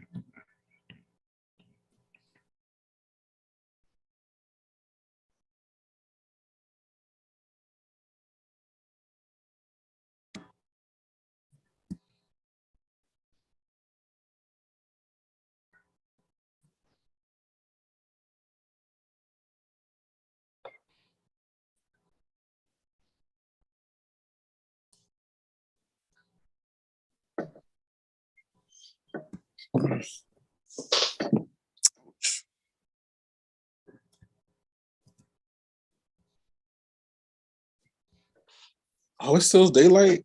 Oh yeah. I just knew it was like pitch black outside. Yeah. Yeah, I just sent. This is gonna have to be the last one. Let's see what we got going here. Yeah, these questions are Morehouse? I'm glad you're asking them. Oh yeah, we did this one, right? Let's pull it up. Unless it's different, because I know they had a couple of them that looked the same, but we're definitely different, right? Let's just look at it. My battery's getting low. It says a road is to be built between two cities, C1 and C2, which are on opposite sides of a river of uniform width. C1 is A units from the river, and C2 is B units from the river, with A less than or equal to B. Okay. A bridge will carry the traffic across the river. Where should the bridge be located in order to minimize the total distance in the city between the cities? Give a general solution, right? We want to minimize the distance. Remember, we did this one. Let me see. To find the critical values, right? So remember, for the first part, right? If you look at city, the first city was C1. You see that. I feel like we can work here. If we're looking at C1, we can see a right triangle, right? So, and they kind of labeled all the different parts. So if we find the hypotenuse of that right triangle, and we're going to use Pythagorean theorem, a squared plus b squared equals c squared. So then the hypotenuse is going to be the square root of a squared plus b squared, right? And you see that in part D there, right? And then the distance across the bridge is r. You also see that added in part D. And then on the other side of the river is basically another right triangle for that distance from the water to city 2. And again, a squared plus b squared equals c squared is going to be x squared plus b squared. And you got to take the square root, and you see it there. So D is the only option that added those three components together. The two hypotenuses, but the two hypotenuses, I don't know, with the distance of the river, right? D is the only one that had all three parts. So then from there, the critical values for D prime looks like what? We have to take the derivative, right? So the 1/2 comes down. Let me think about this. It's in terms of x, right? So if we're doing this in terms of x, that means the other variables, you just treat them like numbers. You're not going to crunch the number, but the way you just move, you just treat them, you just use your imagination in the sense that they're numbers, right? They're just some number. So when we're looking at D, the 1/2 comes down. I think we still have a copy of the inside. Then it's going to be to the power of a negative 1/2. And then we got to say times the derivative of the inside. When we take the derivative of the inside, that a squared, that's like if you took the derivative of 2 or the derivative of 7, right? The derivative of a constant is 0. So the a squared is going to be gone. And then it looks like you got to do another little chain rule. So it's just a matter of writing it out. I think you're still looking for the proper one. Okay. Choose the correct answer below. Right? Because again, this distance is based on x. So any variable that's not x, you treat it like a constant or a regular number. So for instance, when we take the derivative, that r is just going to go. So the r is going to be gone. I don't think any of these had the r there. So, that doesn't help us that much. And then, like that second to last term, the square root of b squared plus x squared, the 1/2 comes down, then it's going to be to the power of a negative 1/2 times the derivative of the inside is just going to be 2x, because the derivative d by dx of b squared, b is a constant, so that's going to disappear. D by dx of x squared is going to be 2x. All right, is there something that has 2x? That's okay. I think the 2 on top cancels with the 2 on the bottom, so there's a lone x on top, and I think these all have lone x's, so we got to keep going. So then we're back to that first term, right? The first term here, right? So the 1/2 comes down. then it's still going to be the same inside, but we're going to say to the power of a -1/2 times the derivative of the inside. The a squared is gone because that's a constant. Then I think we got to do the chain rule again. 2 times p minus x to the power of 1 times -1, right? We really should be writing it down. Let me see. Let me see. So that's there. I think they all have that component. Let's look here. I think there should be a plus at least, right? I think it should not be C. They just changed the signs everywhere. So I'm going to ignore C. I'm being totally lazy and I need to write it out, and I'm just avoiding writing it out. Yeah, we're going to get rid of C. Let me see. What's the difference between these guys? We got that difference. What about over here? Okay, let me stop being lazy. Let me just write it out. All right, that's part of the problem. Let's just write it out. So, and the main part is this guy here. Let me get a copy. Okay, right here. The main thing that I want is this guy down here. So because basically they're just asking us to take the derivative. So I'm just going to copy and delete. Nope, ooh, that was close. Right here.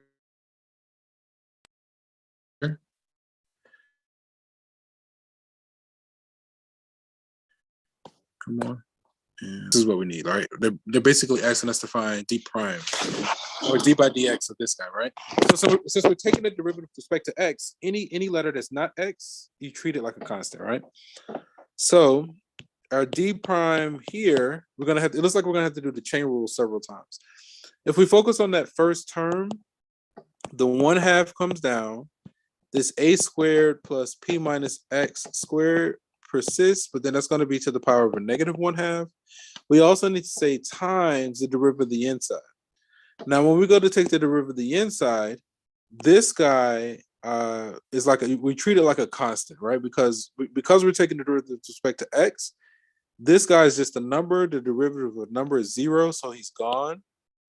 Then we got to do d by dx of that p minus x squared. So then that derivative is going to be 2 times p minus x, right? And then we got to say times a -1. That's where the negative comes in, because you got to say times the derivative of the inside function. So essentially we had to do the chain rule twice on that first part. Okay, I'm going to kind of keep going. We're going to come back and like combine like terms, simplify, all that jazz. So then the next part, the 1/2 comes down. We still have our b squared plus x squared, but now it's to the power of a -1/2. And we got to say times the derivative of the inside. When we take the derivative of the inside, this guy is treated like a constant, so its derivative goes to 0, right? X squared's derivative is what? Just 2x, okay? I think that's it there. And then lastly, the derivative of r is going to be 0. So now I think we acknowledge this cancellation that can happen. Okay. So now I think it's something similar happens here. This 2 is canceled by this one. The negative persists. P minus x. Let me see. So if you distribute a negative, you can rewrite it as x minus p. That guy is on top. Am I missing something? No. Where'd it go? So that actually stays over here. Yeah, I was moving it around too much. Okay. So we got that. We're gonna say over. Let me see. We got this a squared plus p minus x squared, and that's inside the square root. Okay, I think that's all of the first term. The 2's canceled. The p minus x became x minus p. All that stuff stays inside the radical. Okay, so then the second term, on bottom it looks like we have b squared plus x squared inside the radical. And on top, it looks like we have a lone x. Okay. I think that this was one of the options.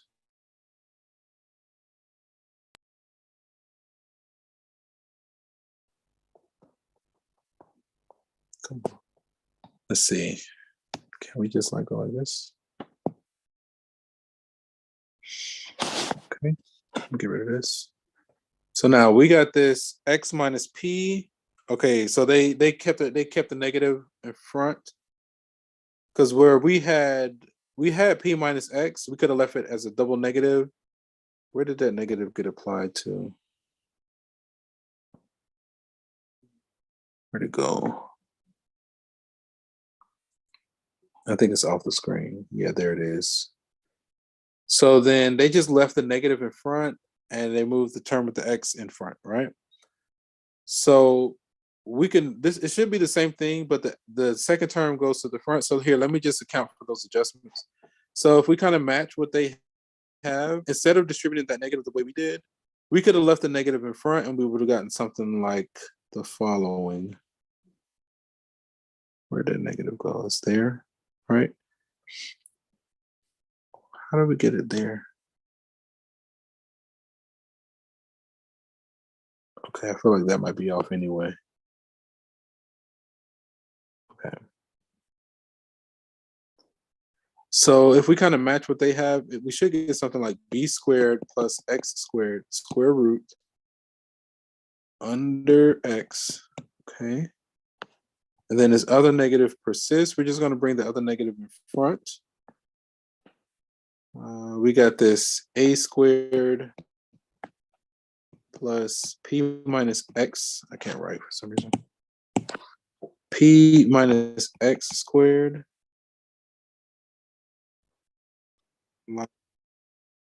Like this, p minus x. That's inside the square root. And it's under, I think we switched it. It should stay as p minus x. Okay, I think that's it. But that one was really just being neat and organized. Let's try to get it right first. Okay, and I think we said it's not C. Let me see, let me make sure. Yeah, those signs are off in C. For A, b squared plus x squared x minus p minus x, a squared plus p minus x squared. I think we got the same thing as A. A is a candidate. I know, close. For B squared x squared, they put a plus instead of a minus. I think we got the minus. I'm confident in the minus. I'm going to let that be. So it's not B or C. B squared plus x squared minus, and they switched the x into p, where it should be p minus x. If they switch the x minus p, then it would have to change from a minus to a plus, right? But indeed, the way they have it written, it's written out of order. I'm going to go with A. Let me check A. All right. So again, with that one, it was a matter of with that second part, they basically wanted us to take the things there were they wanted us to take the derivative of the solution from part A. And then the other thing is that you had to realize that because they wanted d by dx, they wanted the derivative with respect to x, any term that was not x, you had to treat it like a number or a constant, right? So if you take the derivative of constant, it goes to 0. That's how you treated those other terms when you do this one. So then after you do that, you get the result. You get the result of A there. So those were the nuances there. And like, again, really, we should have written it out. I was totally being lazy trying to go back and forth and guess and check and all this. But then you saw that once we wrote it out, took it part by part, then we could match it up at the end, right? And we definitely would not have seen the nuances like between B and D without writing it out and like trying it ourselves first. Right. I mean, you could see, but you wouldn't be sure which one was proper. You would have to guess and check, which is not what we're trying to do here. Okay, I think that's it for me. And so we can, if you let me say this real quick. If you get more questions, still send them. We'll try to take some time on Wednesday to get those additional questions if you have more. You were about to say something? There's more to the question. Oh, there's more. Let's see. Give a general solution. Continue. Okay. Let's see. For what values of x, if any, does the derivative equal 0? So they want us to set this to 0 and solve. Solve for what? X. Use commas to separate. Select the correct. There are no such values of x for this to be 0. Okay. So for a fraction is going to be 0 when the numerator is 0, right? We probably should get a common denominator. Let me think about this. There's a couple of ways to go about it. We could set the whole thing equal to 0, but then we have to like use algebra. I'm trying to think of the simplest way.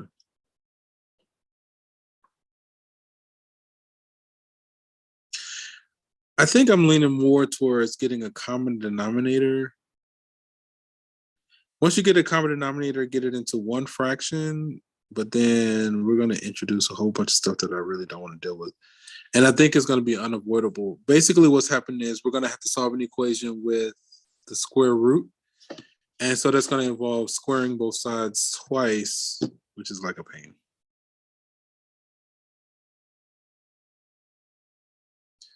Now, when x is 0, well, that makes that guy 0, but it doesn't make the whole thing 0. Okay, I guess I need to stop being lazy. So what we're gonna do, we're gonna set this whole thing to 0 and just kind of move forward from there. Okay, let me get a screenshot of this guy.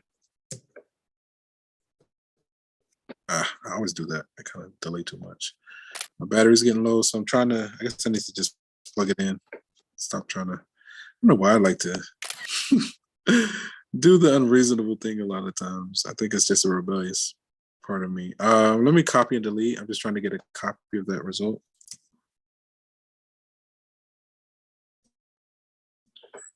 Let's go full screen here, and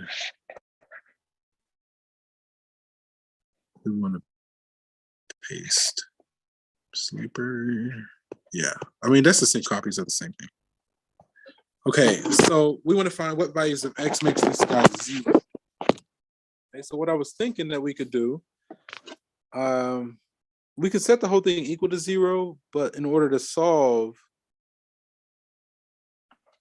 like I'm tempted to get a common denominator, right? So from the first one, we had this b squared plus x squared under the square root under x.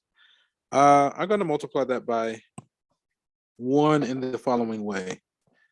A squared minus p minus x squared square root, right? Basically that on top and bottom.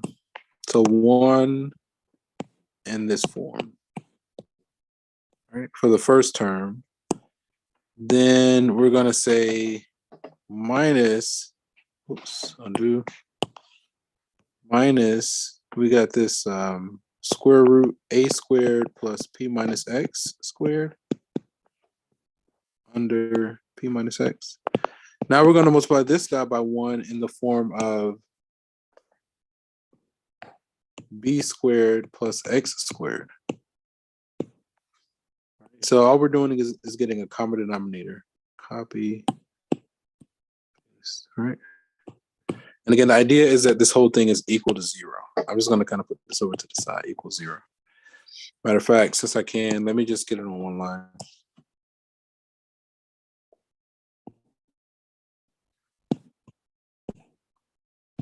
And then expand it back.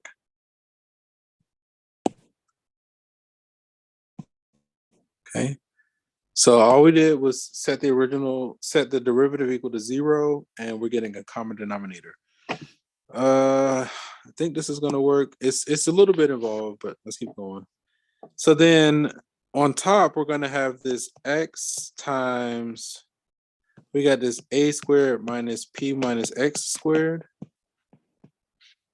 Okay, that's in the square root. And then we're going to say minus, I'm going to leave it as p minus x times the square root b squared plus x squared. Okay, equals 0. So I think we got a little bit fortunate actually. because we have these square roots, we're just gonna isolate one of them, right? So I'm just gonna move the second one to the right-hand side. So then we're gonna get x times a squared minus p minus x squared.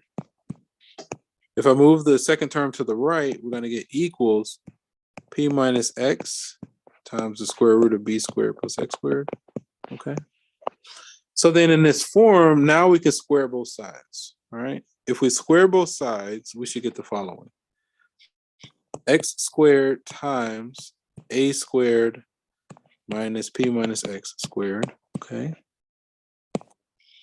Equals p minus x squared times b squared plus x squared. Okay, that looks okay. We're trying to solve for x. Do we really need to explain this all the way out?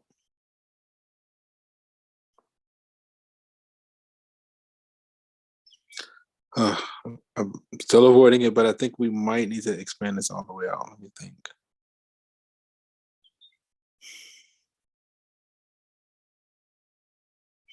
Okay, so if we expand it out, why does this feel like we're doing extra? Let me try to finish this, and then we'll kind of investigate. We'll do a little investigating. So then we get this x squared a squared minus x squared times p squared minus 2xp plus x squared, okay, equals p squared minus 2xp plus x squared times b squared plus x squared. Okay. I think we're almost there. X squared, a squared. I know. Okay. X squared, p squared plus 2x cubed p minus x to the 4 equals p squared first. Let's see. B squared plus p squared x squared minus 2xpb squared. I feel like we're missing something. Minus 2x cubed p plus right here plus x squared b squared plus x to the 4. And we get something to cancel that doesn't cancel. Okay, if we're solving for x, okay.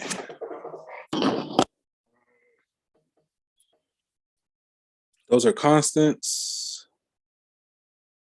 That's just a number. We could get the x terms on one side and the constant terms on the other. Combine like terms. Let me see what the text is there. I feel like there's some other technique that we're not considering. Let me plug in my device before it cuts off. Because I mean, we can keep going, but this doesn't look right. Feels like it's just off. So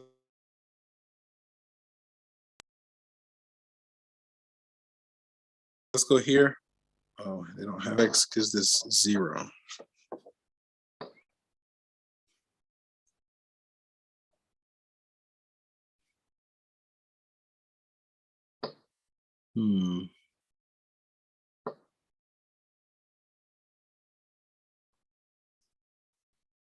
Okay, I'm going to click on show to complete it.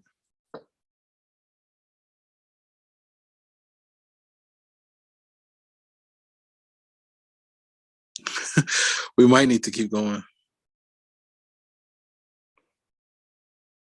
because they got BP over A plus B. Okay, I think we just need to keep going. Let's see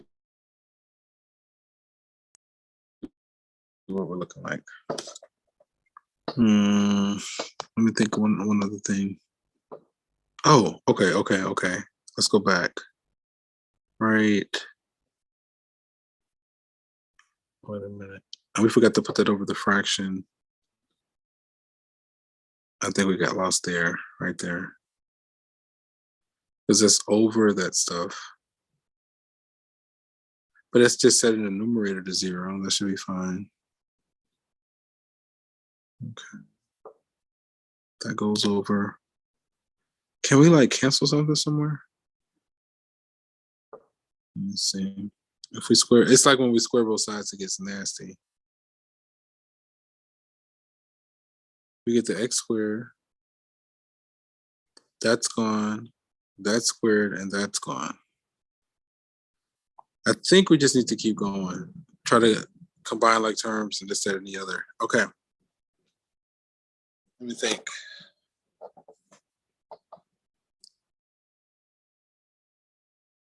Right there, that guy. No, doesn't cancel that one. Can we get some things to cancel? We got an x squared, a squared. I know I saw another one of those somewhere. Nope. X squared, b squared. X to the 4. Oh, okay. Oh, this just dawned on me. Okay, I think let's do this. Let's do this. So I remember this little trick, right? So we're almost there, right? On the left-hand side, let's put this in descending power order, right?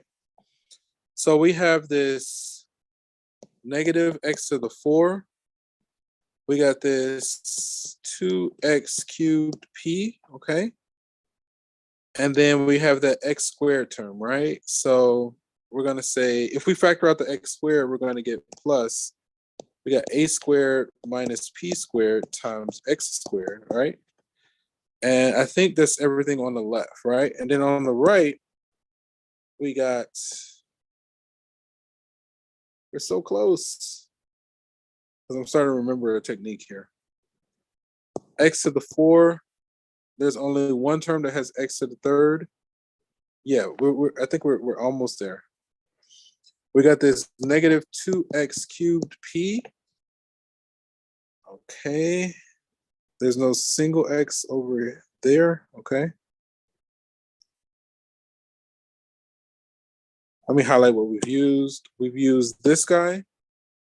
We've used this guy. Okay. X squared. We have what? 2 terms that have an x squared. X squared, p squared. So if we factor out x squared, we're going to have b squared plus p squared times x squared, okay? The single x is there, and then a constant term, right? So then minus this 2pb squared x, and then the constant term is this p squared b squared. Now we notice, now this is just us putting in descending power order. We notice we have a power 4, power 4. We have this power 3, right? So I kind of want to like get those signs to match, right? Like if we multiply, can we factor out the negative?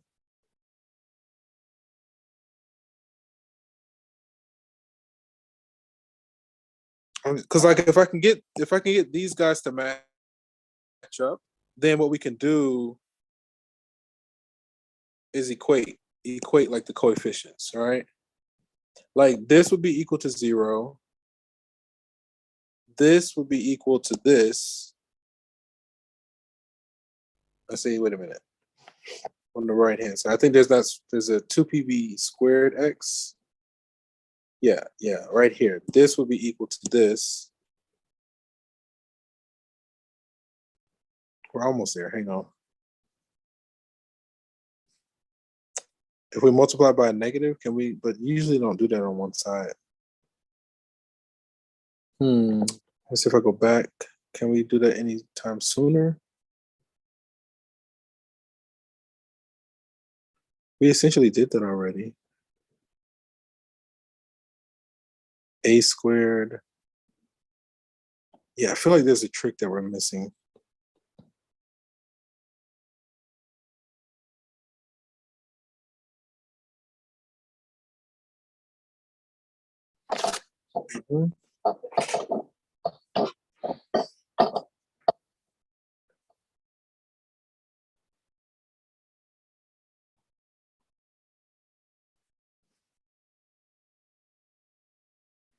So multiply by a negative.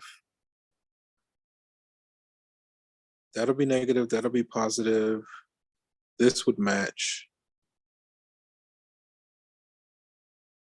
to the power of 1. This would have to equal 0, and this would have to equal 0.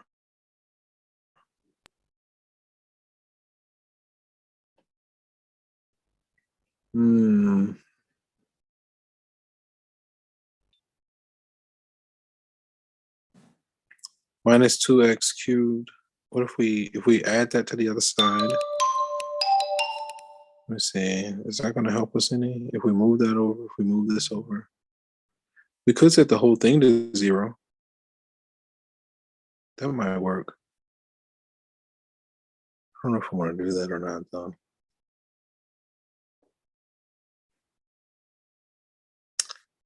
Okay. I'm kind of hoping that this works because, like, I know we're close. We just need to finish. I'm going to get it all to the right-hand side, right? So if I add x squared, that's going to be 2x to the 4. Subtract that guy, that's going to be a negative 4x cubed p. Okay. If I subtract that, I know we're going to have minus a squared. Those are not going to cancel. Okay, so if I subtract, we're going to have b squared plus p squared minus a squared plus p squared times x squared, right? Okay. I think we've accounted for everything there. And then this guy persists, 2pb squared x. And this guy persists, p squared b squared, okay? This is equal to 0. P is 0. Can p be 0? P can be 0.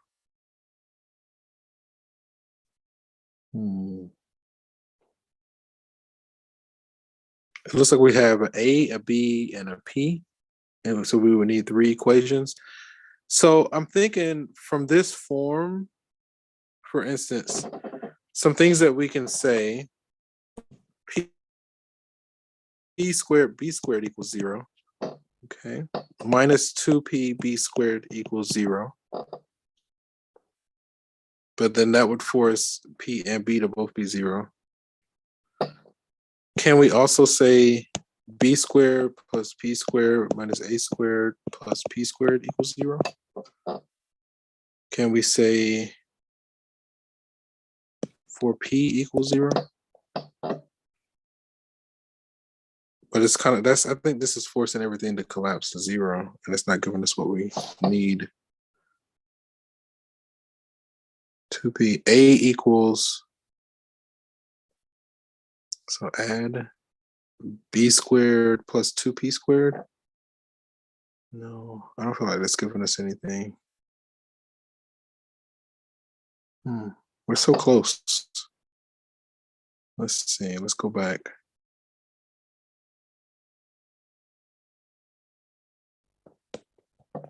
I might have to get back to you on this one. Show completed.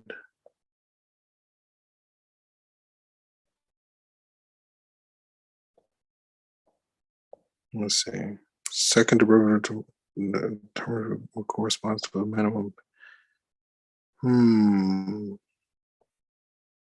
Oh, it just keeps going.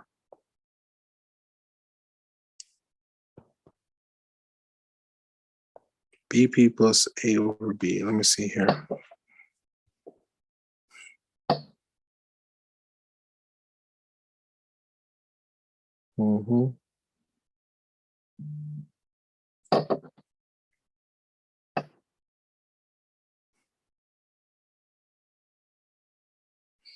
So common denominator, we got our common denominator.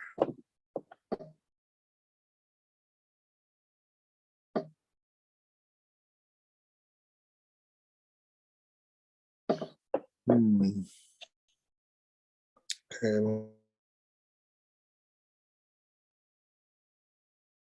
Let me see if we go back.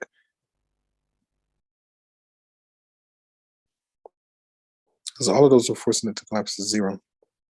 And I know we're close.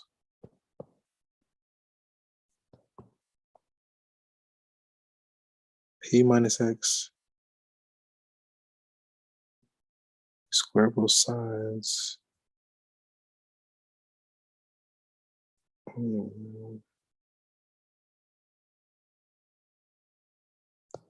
B.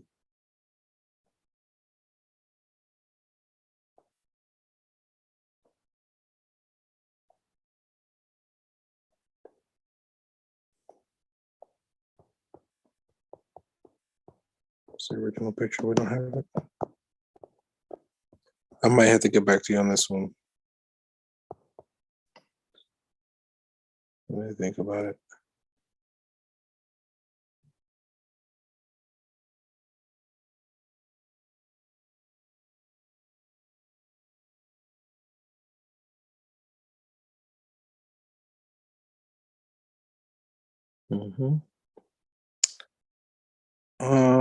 Would that serve us? Would that work? P minus X. Because we got that at one point. Right there. I think this is what we get. Let me see.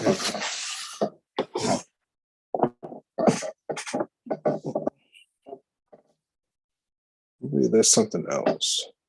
It's nothing there. We square both sides. That's gone. That's square. That's square. That's there. If we leave that right here, p squared minus 2xp plus x squared. We got it on both sides, right? We could. Okay, I'm starting to see something. So that goes with that, right? Can we like cancel that? They almost cancel.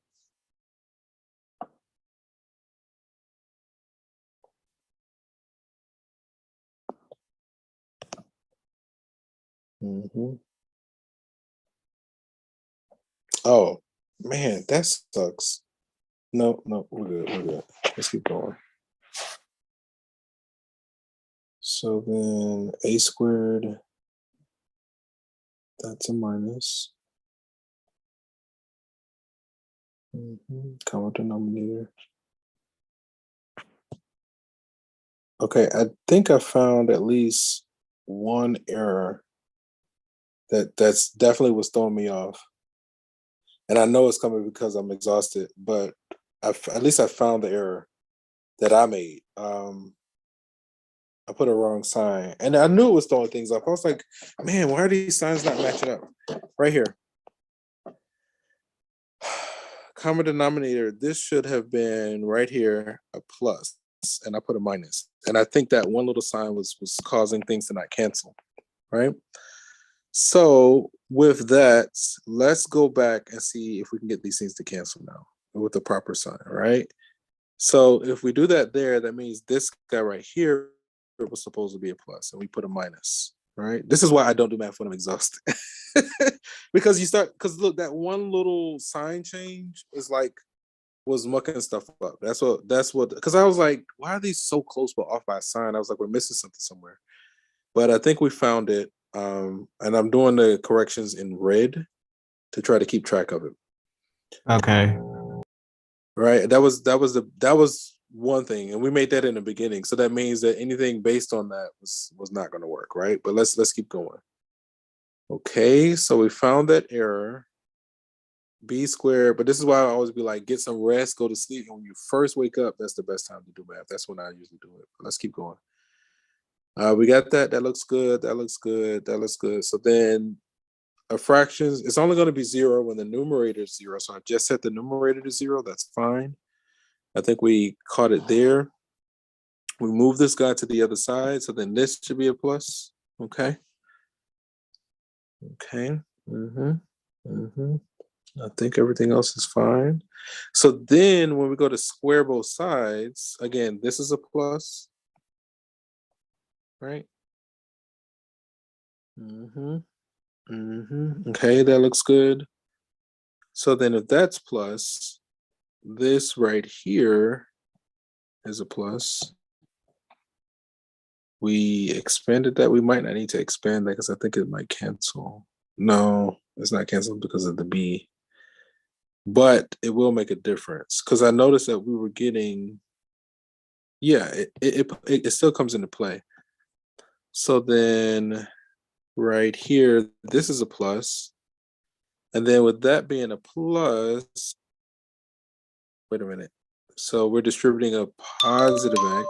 So that's plus. So then this is a minus. And that should be a plus. Okay.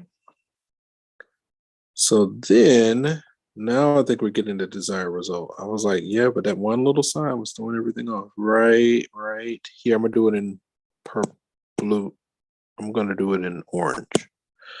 Right here. So with those changes, x squared, p squared, this guy is gonna cancel this guy, right? 2x cubed p, 2x cubed p. This guy is going to cancel this guy, right? That's drastically simplifying this narrative, right? That one little sign that we missed. I was like, these guys are close and they look like they should cancel. I was like, why aren't they canceling? And it wasn't a matter of just multiplying or dividing by a negative because it wasn't going through the whole thing. It was only on half. And I was like, no, that's not right either. This guy cancels this guy, right? That's way better. Man, math is a hell of a drug, right? Okay, so we got to the bottom. We got the main part that we were looking for that was causing the trouble, right? Because we couldn't get past it with those with the not being proper, right? So I'm gonna get rid of all of this stuff here because all of this was based on that error. So I'm gonna just get rid of all of that, and we're gonna back up to this part right here, and I think we can get it now. Okay. Okay, so now if we account for those cancellations, which is like major, it's huge, right? So now on the left-hand side, what's left, we have x squared, a squared, right? On the right, we have p squared. Oh, this is so much prettier. Minus 2xp. It's not always pretty like that, but you know, when you can find a mistake, find where's Waldo, you know what I mean? X squared, b squared, okay? We're solving for x. Okay, so now I think what I'm gonna do is just set everything to 0, right? Get everything on one side. So if a term has x squared, I'm gonna put those side by side, right? So we have this x squared, a squared. I guess it would be easier to move everything to the right. I was gonna move everything to the left, but it looks like it'll be easier to move everything to the right. So if I move everything to the right, we're going to have this x squared b squared minus x squared a squared, okay? And I think everything else is the same. I'm going to just put it in descending power order based on x. So minus 2x pb squared plus p squared b squared. Again, all of this equals 0, right?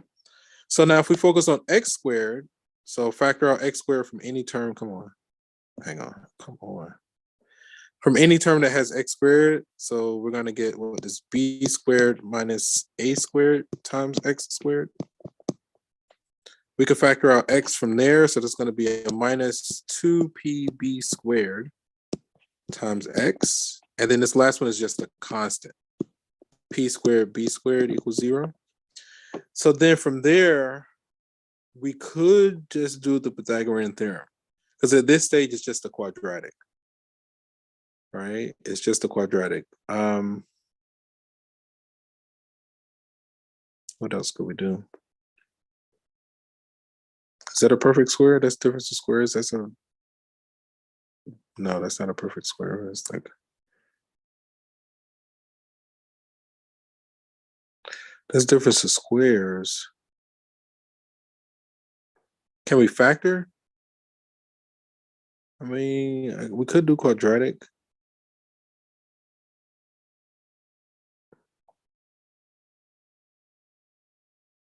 Okay, we can identify our A, B, and C. We're almost there. we can use the quadratic formula, negative b. Okay, let's just do the quadratic formula, right?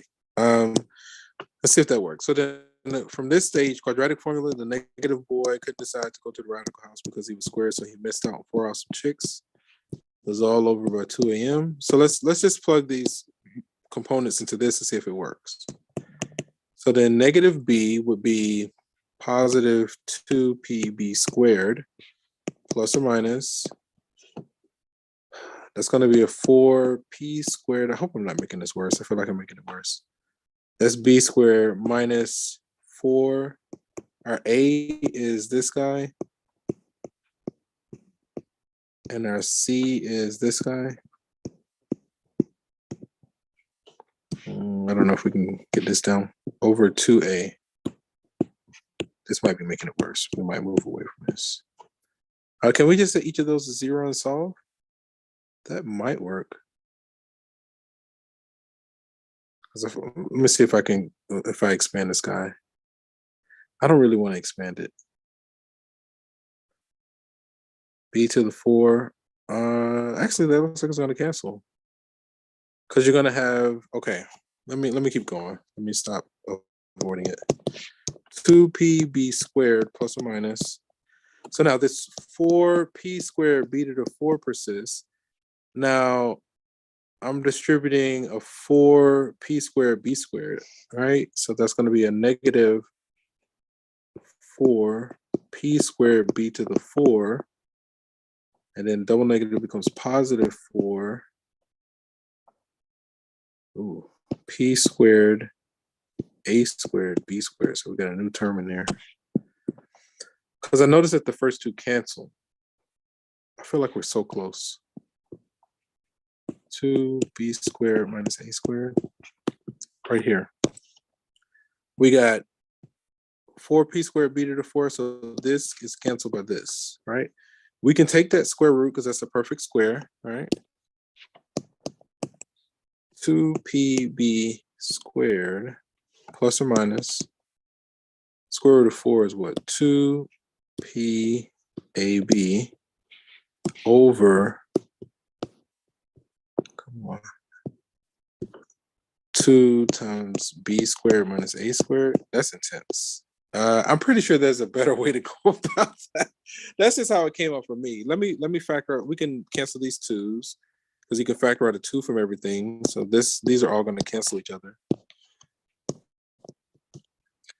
pb squared plus or minus pab over b squared minus a squared.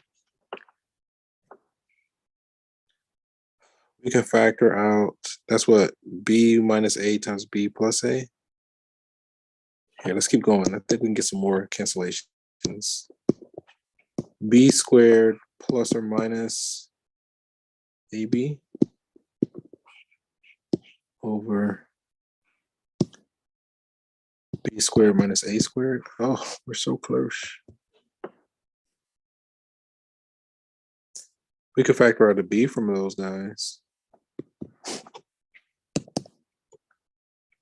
PB times b plus or minus a over, I'm going to factor out the denominator, b minus a times b plus a. Yeah, we're there, right? And so we have two answers here that we need to consider, right? There are two answers here.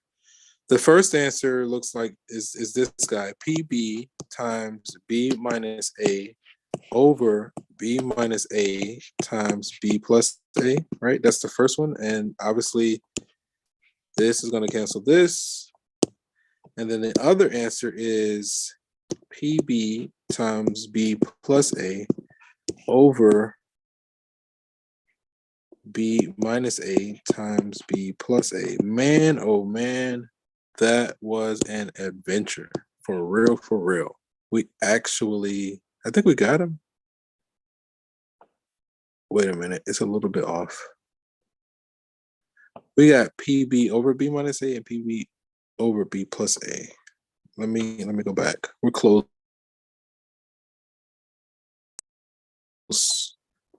A plus B What about the A minus B? Oh, why not? Why not one over the other? So they got one. Let me see. Let's go back. Because one thing they did say was that A is less than or equal to B. Oh, and I think, okay, so what we would have to do is go back and confirm whether one is a max or one is a min. If I think we said A is less than B.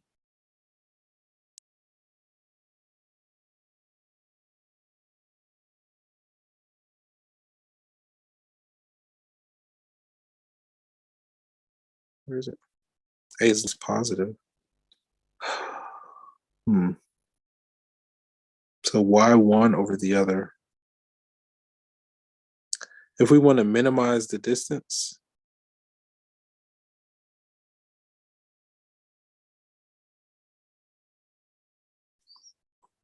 the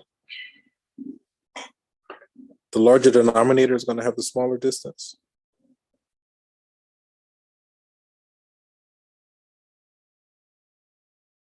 And then shouldn't it be that one over there?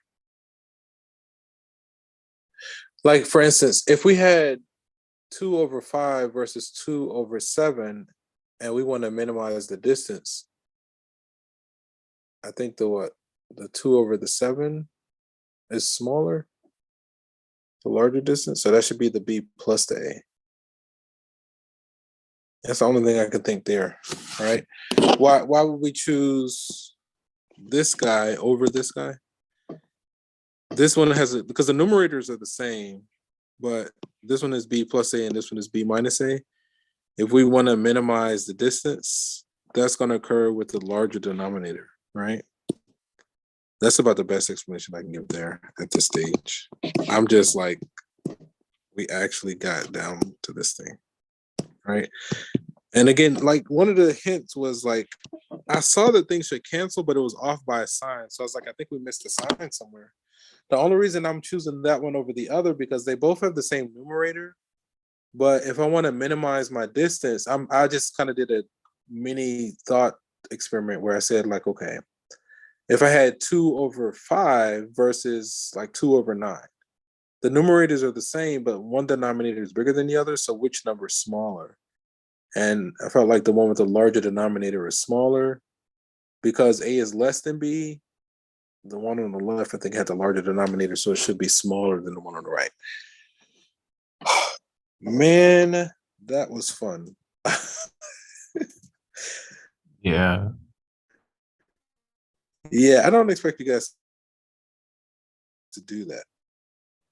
Right? So, something like this. Like if something like this, I mean, obviously we did it. We got to the bottom of it. We found our mistake. We were stuck because we made an early mistake. But we did eventually get there. Also, I'm exhausted. And I'm pretty sure there's probably a better way to go about that, but that's just how it came up for me. You know, if something like this comes on an exam and you want to challenge it, you know, I wouldn't give you a hard time about it. Like I'd be like, don't worry about it or something like that, right? So just do the best you can. Like I'm not really trying to be. I'm not trying to be super meticulous with this stuff. I'm just trying to expose you guys and give you a chance to like practice, but still have something to like, you know, to monitor or to gauge you guys' efforts. You know what I mean? Like, I don't want you to be stressed about this. Like, do your best, and then if it gets to be ridiculous like this, just let it go.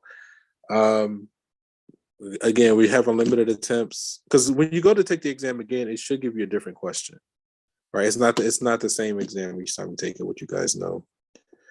Let's see what else. I'm not about to do this. Consider this, right? Which of the following describes second derivative?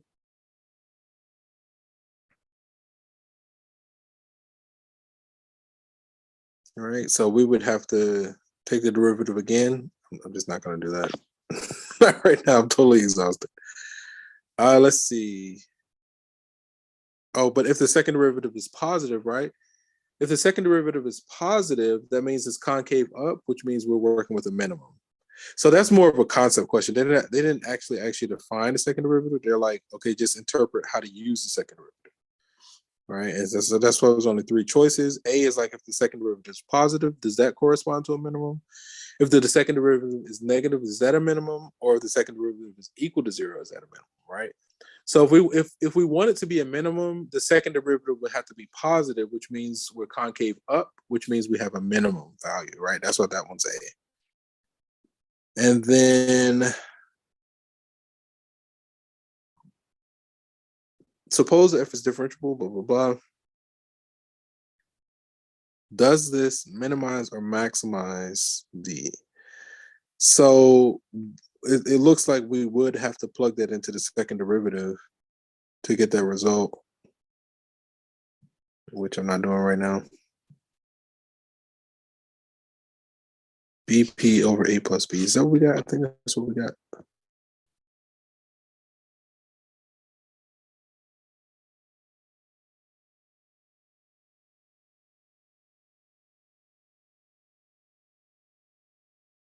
BP over A plus B. Yeah. Yeah, that was a good question. I appreciate it because, like, you know, other students would just like get intimidated and like not even try, or they might. So since you've asked that, then now I have a sense. I was like, okay, I do acknowledge it's a little intense. So, I mean, again, if you guys just challenge it, like do your best, challenge it. We could talk about it, especially if it's an exam. A lot of times I'll either omit questions, you know, or just give you guys credit for it, right? So if you bring it to my attention, we could talk about it. And if it's something like that, I'm not gonna make you do that. I'm not gonna make you like be accountable for that, because it is kind of ridiculous, right? That's way beyond what I'm really going for here. Okay, that was a good question. That was really fun. But yeah, you saw the progression. I mean, you know, I don't know that you really have to do it this way. But again, the first thing was I had to write the thing right. I wrote right there at the beginning, I wrote a minus instead of a plus. And then from there, you know, once you make a mistake, anything after that, that's how mathematics is. So I had to stop for a moment and go back and check my work. I found the mistake and then noticed that things started canceling. Right. We were able to get our cancellations. Once we got our cancellations, it got drastically more simple, right? And then now we were on track to, you know, find that result or whatever. But without finding that error, we weren't going to get there. And then now what we ended up doing was the Pythagorean theorem, where my A was, you know, you saw the whole thing, A, B, and C. Yeah. But eventually we got there. The reason I chose the left one over the right, I think we talked about that as well, you know, with the denominators. If you have the same numerator, but one denominator is smaller than the other, and you want to minimize the distance, then the smaller number is going to occur that has a larger denominator. So between B plus A and B minus A, the larger denominator should be the B plus A, which should make that's our critical value. And then, you know, we could test it with the first derivative or a second derivative test. We probably should find the second derivative. I think something like this, but I guess I don't know how you would, where's my first derivative? Where is it? I gotta find it. This, right? It's just because those are constants. You know what I mean? I mean, we could take the second derivative, but I just personally don't feel like doing it. And I'm like, I kind of want to do the first derivative test to check those signs, but you know, with all those constants, then you know it's a little bit dicey. So we might have to do the second derivative. Anyway, okay. That was good. That was a good question. Man. Yeah. Okay. So yeah, just keep trying, keep chugging and plugging along. And we'll pick up some more on Wednesday. It's probably a good idea to like maybe sit down with the tutors as well. But I'm glad that you bring this to my attention again. Like if you're on an exam and you come across something like that, just we can talk about it, and I might either omit the question, remove it, something of that nature. I really don't want you guys to go that deep. And I don't know how many questions are like that. That's just like kind of extreme. So, just keep pushing. The main thing is just bring it to my attention and we can talk about it. Yeah, okay. Thank you, Professor. All right, yep. Until next time. All right, have a good day.